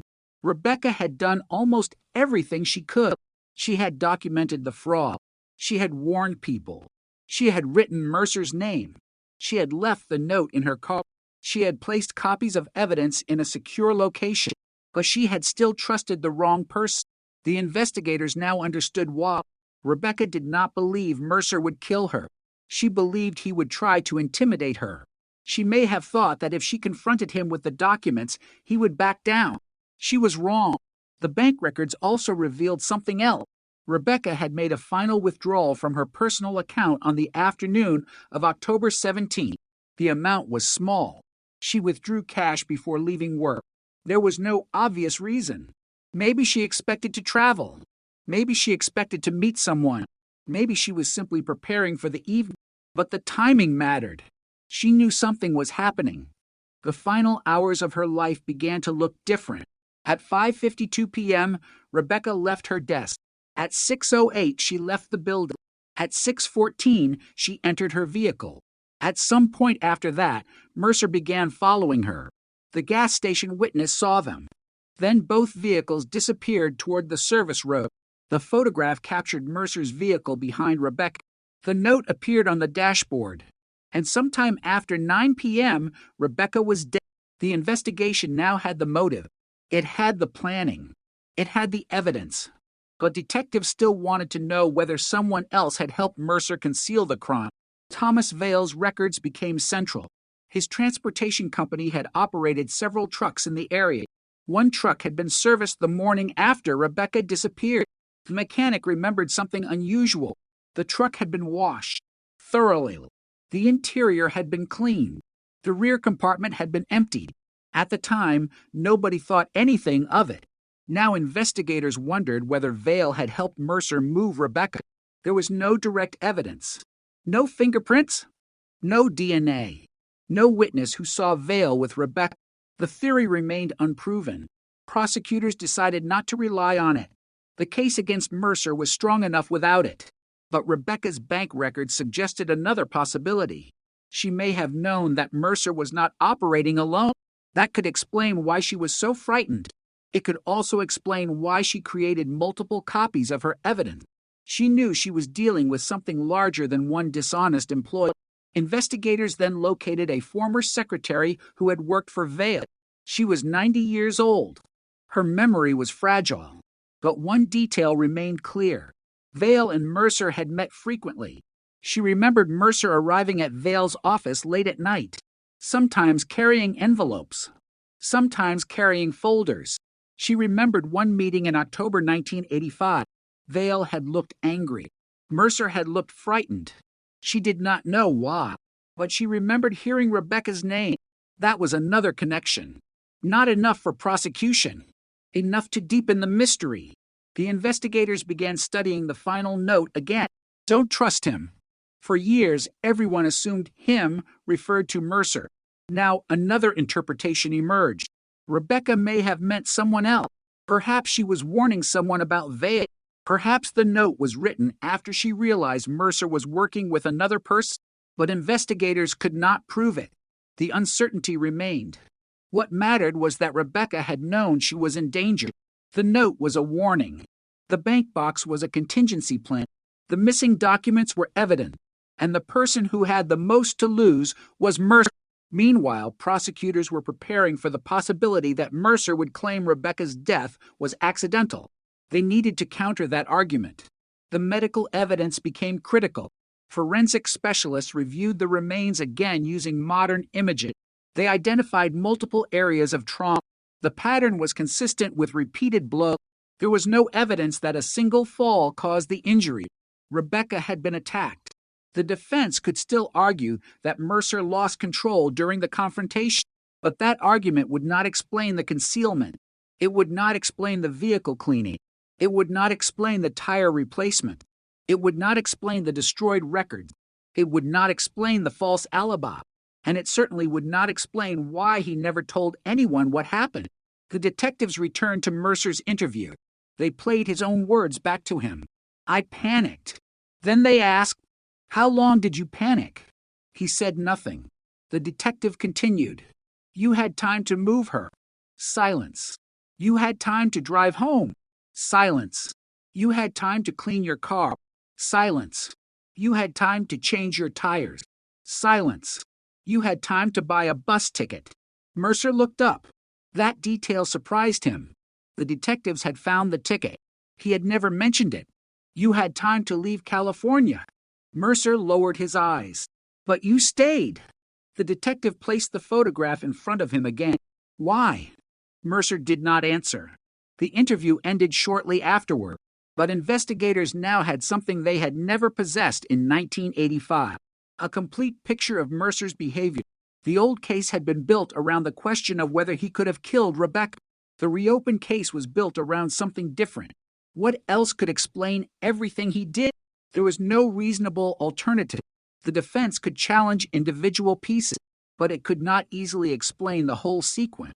The photograph, the phone call, the documents, the witness accounts, the financial records, the injuries, the remains, the vehicle damage, the cleaning, the false alibi, the bank box, the note. Every path led back to the same night, and every path led back to murder. The community reacted with a mixture of shock and anger. Some residents had lived in the area in 1985. They remembered the search. They remembered police cars along the road. They remembered Rebecca's photograph appearing in newspapers. They remembered her mother's desperate appeal. Now they learned the man investigators had questioned decades earlier had been connected to the crime all along. One retired officer admitted he had thought Mercer was suspicious, but suspicion was not enough. Without the body, there had been no way to prove it. That statement captured the tragedy of the original investigation. The evidence was incomplete. Technology was limited. Witness memories faded. And Rebecca's family had to live with uncertainty. But now the evidence was finally converging. The case was no longer simply about identifying a suspect. It was about understanding Rebecca's final decision. Why did she meet Mercer? Why did she leave the safety of the city? Why did she not go directly to police? The answer may have been simple. She believed she could solve the problem herself. She believed the documents would protect her. She believed Mercer would be afraid of exposure. She believed the truth would be enough. It wasn't. And that may be the most painful part of the story. Rebecca had tried to protect herself. She had created a backup plan. She had left warnings. She had documented everything. She had made sure the evidence would survive even if she did not. And it did. 39 years later, investigators opened the bank box. They found her handwriting. They found her records. They found the warning. And they finally understood that Rebecca had been preparing for the possibility that she might not make it home. The cold case had become something more than a murder investigation. It had become a message from the victim, a message that crossed 4 decades, a message that said she knew, she was afraid, and she wanted someone to keep looking. The prosecution eventually presented the bank box evidence alongside the rest of the case. The defense argued that the documents proved only that Rebecca suspected Mercer of fraud. They did not prove murder. That was true, but they established motive. They established conflict. They established fear. And when combined with the physical evidence, the timeline became overwhelming. Mercer had one final opportunity to explain. He could have claimed innocence. He could have blamed someone else. He could have said he had never been at the culvert. Instead, he acknowledged one more fact. He admitted he had taken Rebecca's documents. That admission was crucial. It meant he had known exactly what Rebecca possessed. It meant he had a reason to silence her. And it meant he had removed evidence from the scene. The question was no longer whether Mercer knew Rebecca was investigating him. He did. The question was whether he killed her to stop her. And investigators now believe the answer was yes. But there was still one final contradiction in Mercer's story. He claimed Rebecca was alive when he left. Yet the physical evidence suggested otherwise. If that contradiction could be resolved, the last remaining doubt would disappear. And buried inside the original evidence file was one final report. A report nobody had looked at since 1985. It contained a detail that could place Rebecca's final moments in a completely different light. The clue was only one sentence long, but it would become the final piece of the case. The final report was only 4 pages long. It had been written in 1985 by a patrol officer who had arrived at the abandoned vehicle shortly after it was discovered.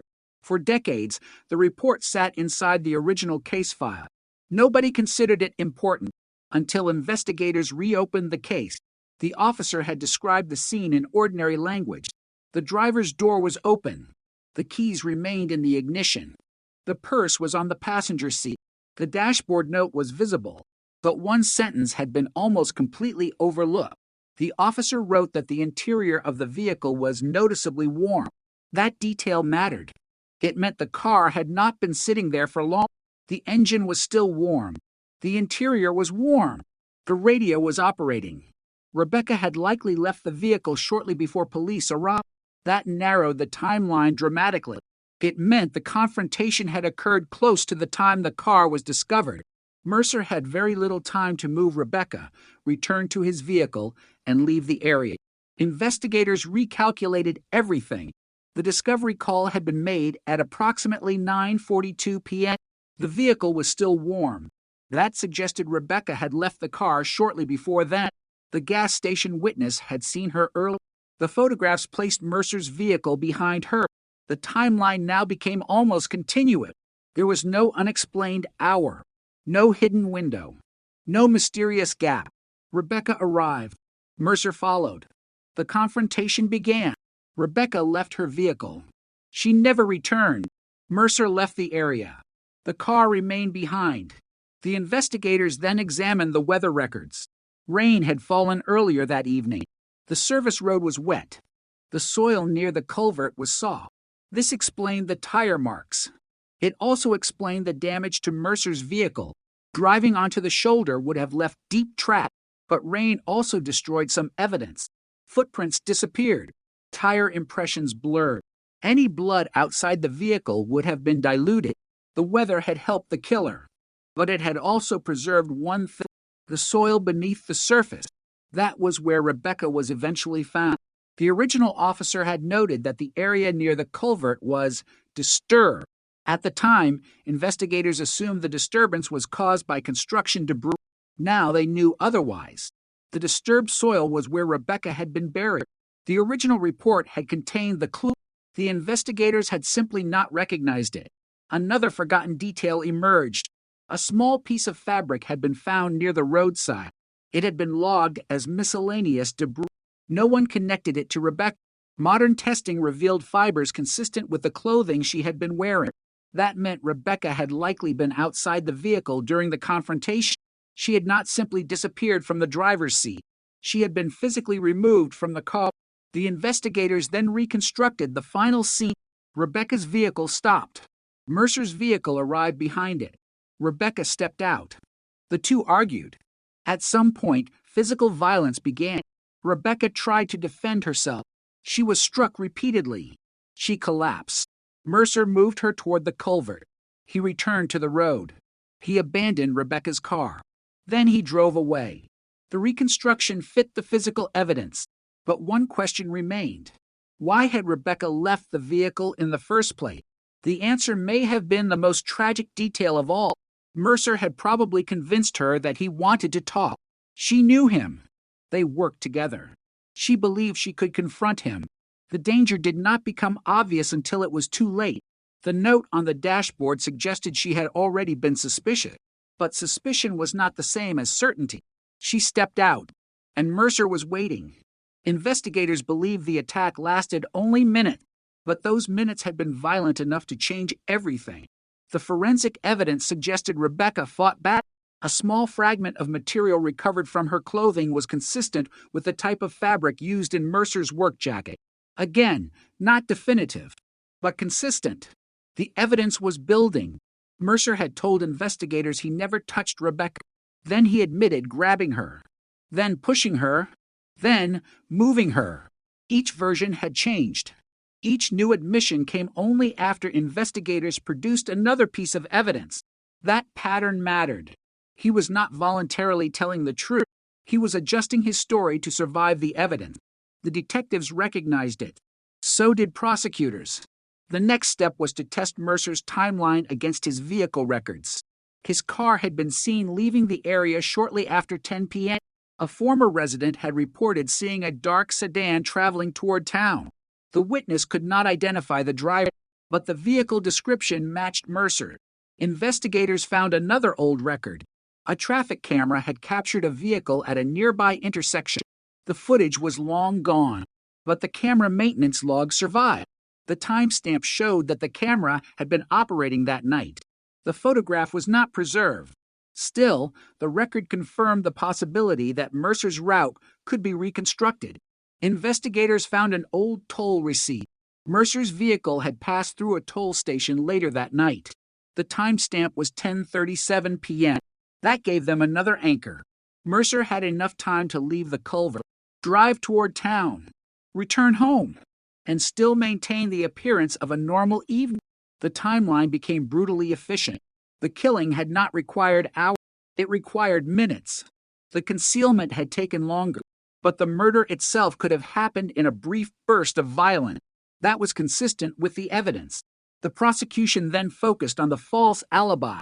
Mercer had told investigators in 1985 that he went home after work. That statement had remained in the original file, but modern investigators had found witnesses who placed him elsewhere. He had returned to the company. He had followed Rebecca. He had been at the service road. He had returned home later. His wife had seen him. The alibi was false from the beginning, and a false alibi was not proof of murder, but when combined with motive and physical evidence, it became powerful. The defense argued that Mercer had lied because he was afraid of being blamed for Rebecca's death, even though he did not intend to kill her. That possibility remained. So investigators returned to the attack. The medical examiner found evidence of repeated trauma, not one impact, multiple. The distinction mattered. A single accidental injury could support Mercer's story. Repeated injuries made it much harder. The pattern indicated that Rebecca had been attacked. The defense challenged the reconstruction because the remains had been exposed to decades of environmental damage. But the examiner maintained that the pattern was sufficient to rule out a simple accidental fault. The investigators had their answer. Mercer had attacked Rebecca. Whether he intended to kill her before the attack began or decided to kill her during the confrontation remained a question of legal interpretation. But the evidence showed violence. And then there was the concealment. Mercer had not simply fled. He had hidden her. He had taken her documents. He had cleaned his car. He had replaced the tires. He had created a false story. He had tried to erase the connection. That behavior continued for 39 years. The investigators now wanted to know whether he had ever spoken about Rebecca after 1985. They searched interviews, employment records, divorce documents, old letters. There were almost no references. Mercer had erased her from his life, but one person remembered something: his daughter. She was an adult when investigators contacted her. She had been a child in 1985. She remembered her father becoming unusually angry whenever Rebecca's name appeared in the newspaper. She remembered one evening when he turned off the television during a report about the missing woman. She asked why. He told her never to talk about Rebecca. At the time, she thought he was protecting the family from gossip. Now she understood. She also remembered finding a woman's bracelet in a box in the garage. She had assumed it belonged to her mother. The bracelet disappeared. Investigators asked for a description. The family had no way to confirm whether it belonged to Rebecca, but the timing was disturbing.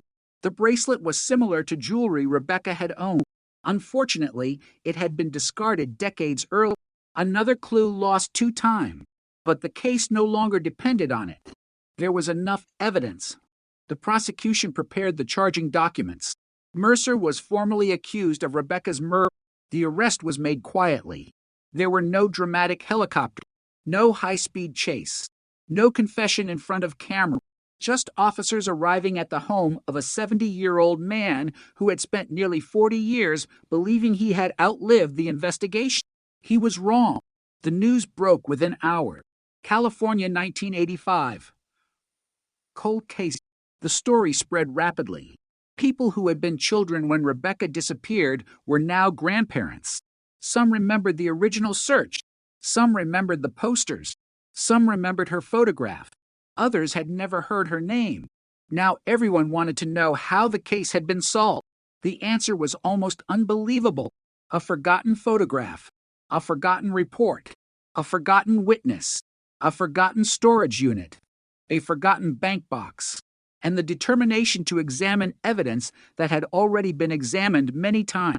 The case became an example of how cold cases can survive inside archives, not dead, waiting. The investigators credited the original officer. They said the early detectives had worked with what they had. Technology was different. Resources were different. But the original evidence had still been preserved. That preservation made the modern investigation possible. Rebecca's brother was given access to the photograph. He studied it. He could see the dark sedan. He could see the road. He could see the car. Then he saw his sister's note. "Don't trust him." He said the words broke his heart, because Rebecca had known. She had sensed danger. She had tried to leave a message, and nobody understood it in time. The family placed a copy of the note beside Rebecca's memorial photograph. Her brother said the message was no longer frightening. It was proof that she had fought to survive. She had tried to make sure someone would eventually know. The case was not perfect. There were still unanswered questions. The weapon was never recovered. The exact sequence of the final moments could not be established with complete certainty. The identity of anyone who may have assisted Mercer was never proven, but the central mystery was solved. Rebecca Hale had been murdered. Daniel Mercer had been responsible. The forgotten clue had exposed him, and the investigation had finally given her family something they had not had since 1985, an answer. Yet one mystery remained. Why had Mercer kept Rebecca's documents for so long? If he wanted the evidence destroyed, why preserve copies? Why keep them inside his storage unit? Why move them from place to place? Investigators believed he may have kept them as insurance. Perhaps he wanted to know exactly what Rebecca had discovered. Perhaps he feared that destroying everything would look suspicious. Perhaps he simply could not bring himself to destroy the evidence because doing so would force him to confront what he had done. Whatever the reason, the documents survived, like the photograph, like the note, like the old reports. The truth survived. And that was the final irony. Mercer had spent decades trying to erase the night Rebecca disappeared, but every attempt to erase it created another record: a tire receipt, a bank deposit, a vehicle repair, a storage agreement. a witness memory, a photograph. He had left a trail. He simply had not realized anyone would follow it. The old service road is quiet now. Traffic passes where the search teams once walked. The culvert is almost impossible to recognize. The trees have changed. The road has changed. The town has changed. But Rebecca's name remains. And somewhere inside an evidence archive, the photograph still exists. A frozen moment from 1985. A woman's abandoned car. A dark sedan behind it. And a clue so small that it took 39 years to understand. The killer believed the photograph showed nothing. He was wrong. It showed everything. The arrest should have ended the mystery. Instead, it opened one final door. Investigators now knew who had followed Rebecca. They knew why he feared her. They knew where she had been found. They knew how long he had lied. But one question remained. What happened to the evidence Rebecca had collected before she died? Some of it had survived. Some invoices. Some notes. Copies inside the bank box. But the original documents were gone.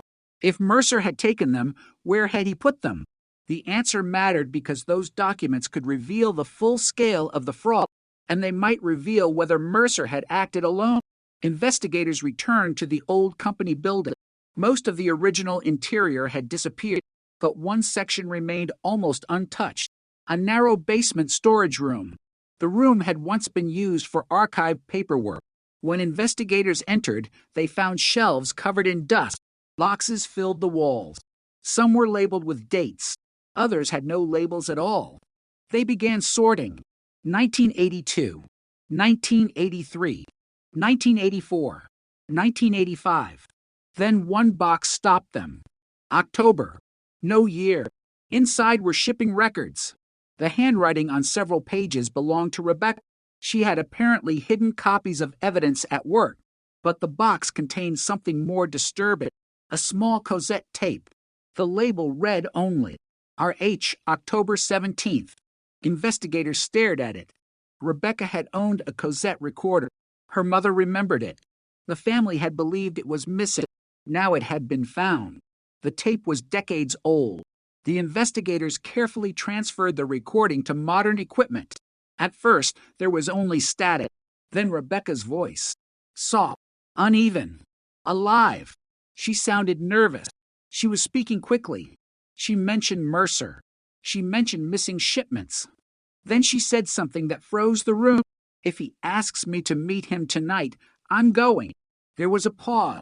Then, I think he knows. The recording ended. Investigators played it again and again. It was not a confession. It did not capture the murder, but it captured Rebecca's state of mind hours before she disappeared. She was afraid. She knew Mercer suspected her, and she believed something was about to happen. The tape also contained another voice, very faint, a male voice in the background. The recording specialists isolated it. The words were unclear, but one phrase could be heard. Give me the file. Investigators froze. They enhanced the audio. The voice became clearer. Give me the file, Rebecca. The speaker sounded angry. Rebecca responded, No. Then the recording ended.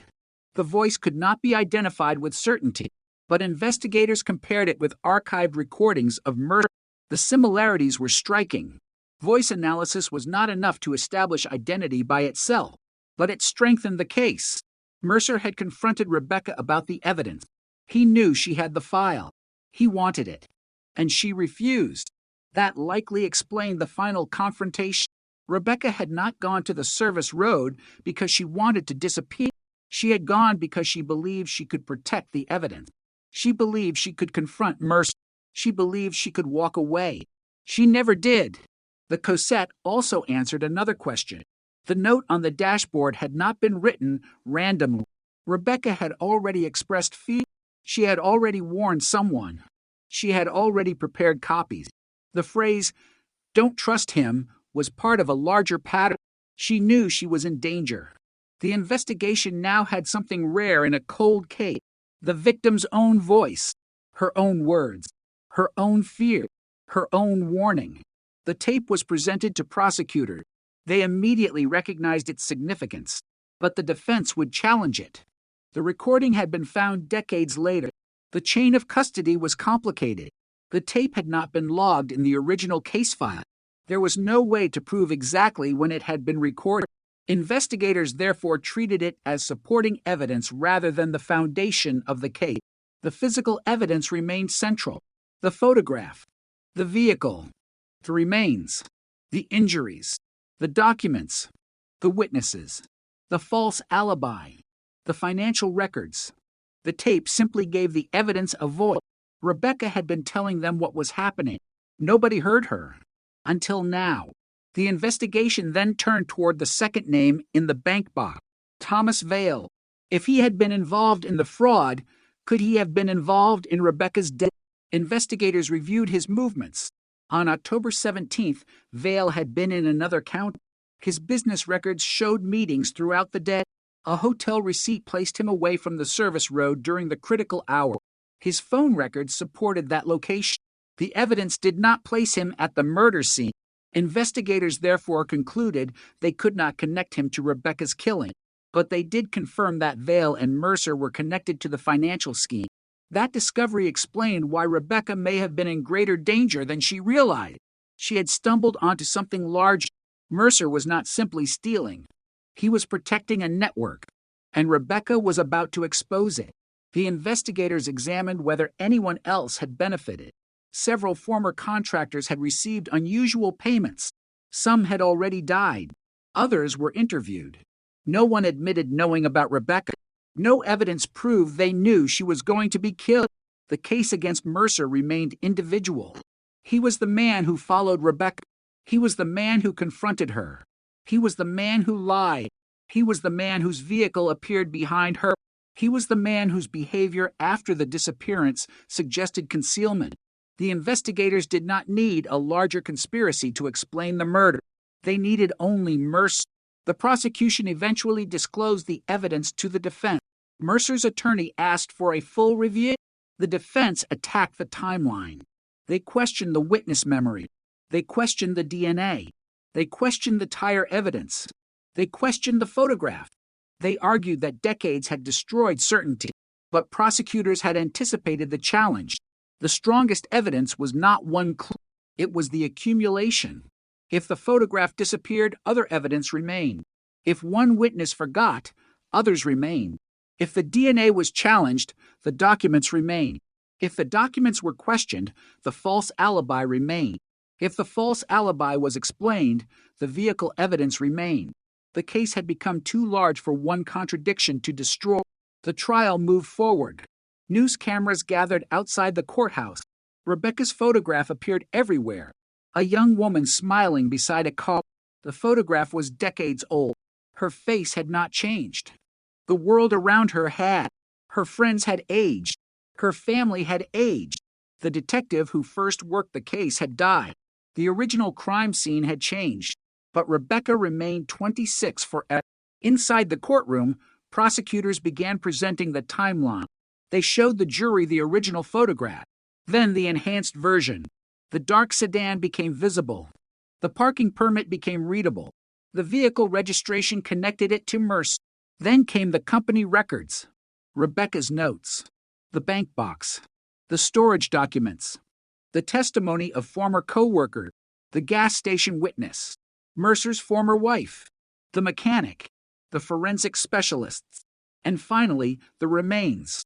Rebecca's identity was established through dental records. The prosecution displayed no graphic images. Instead, they described the evidence carefully. The point was not to shock the juror. It was to establish one fact. Rebecca had not vanished. She had been killed, and the man who had claimed he was nowhere near her was connected to the place where she was found. The defense argued that Mercer had been present but that the death was accidental. They pointed to his statement that he panicked. They argued that the evidence did not prove premeditation. The prosecution responded with the behavior afterward. If the death had been accidental, why hide the body? Why destroy documents? Why clean the vehicle? Why replace the tires? Why lie about the meeting?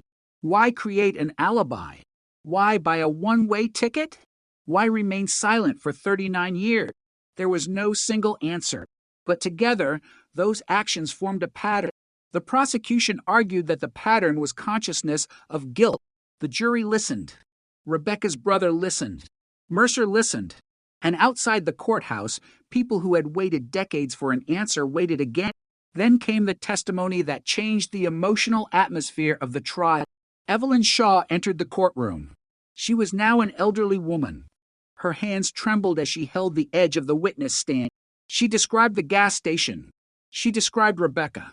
She described the dark sedan. Then she looked at Mercer. She said she believed he was the man driving it. The defense questioned her memory.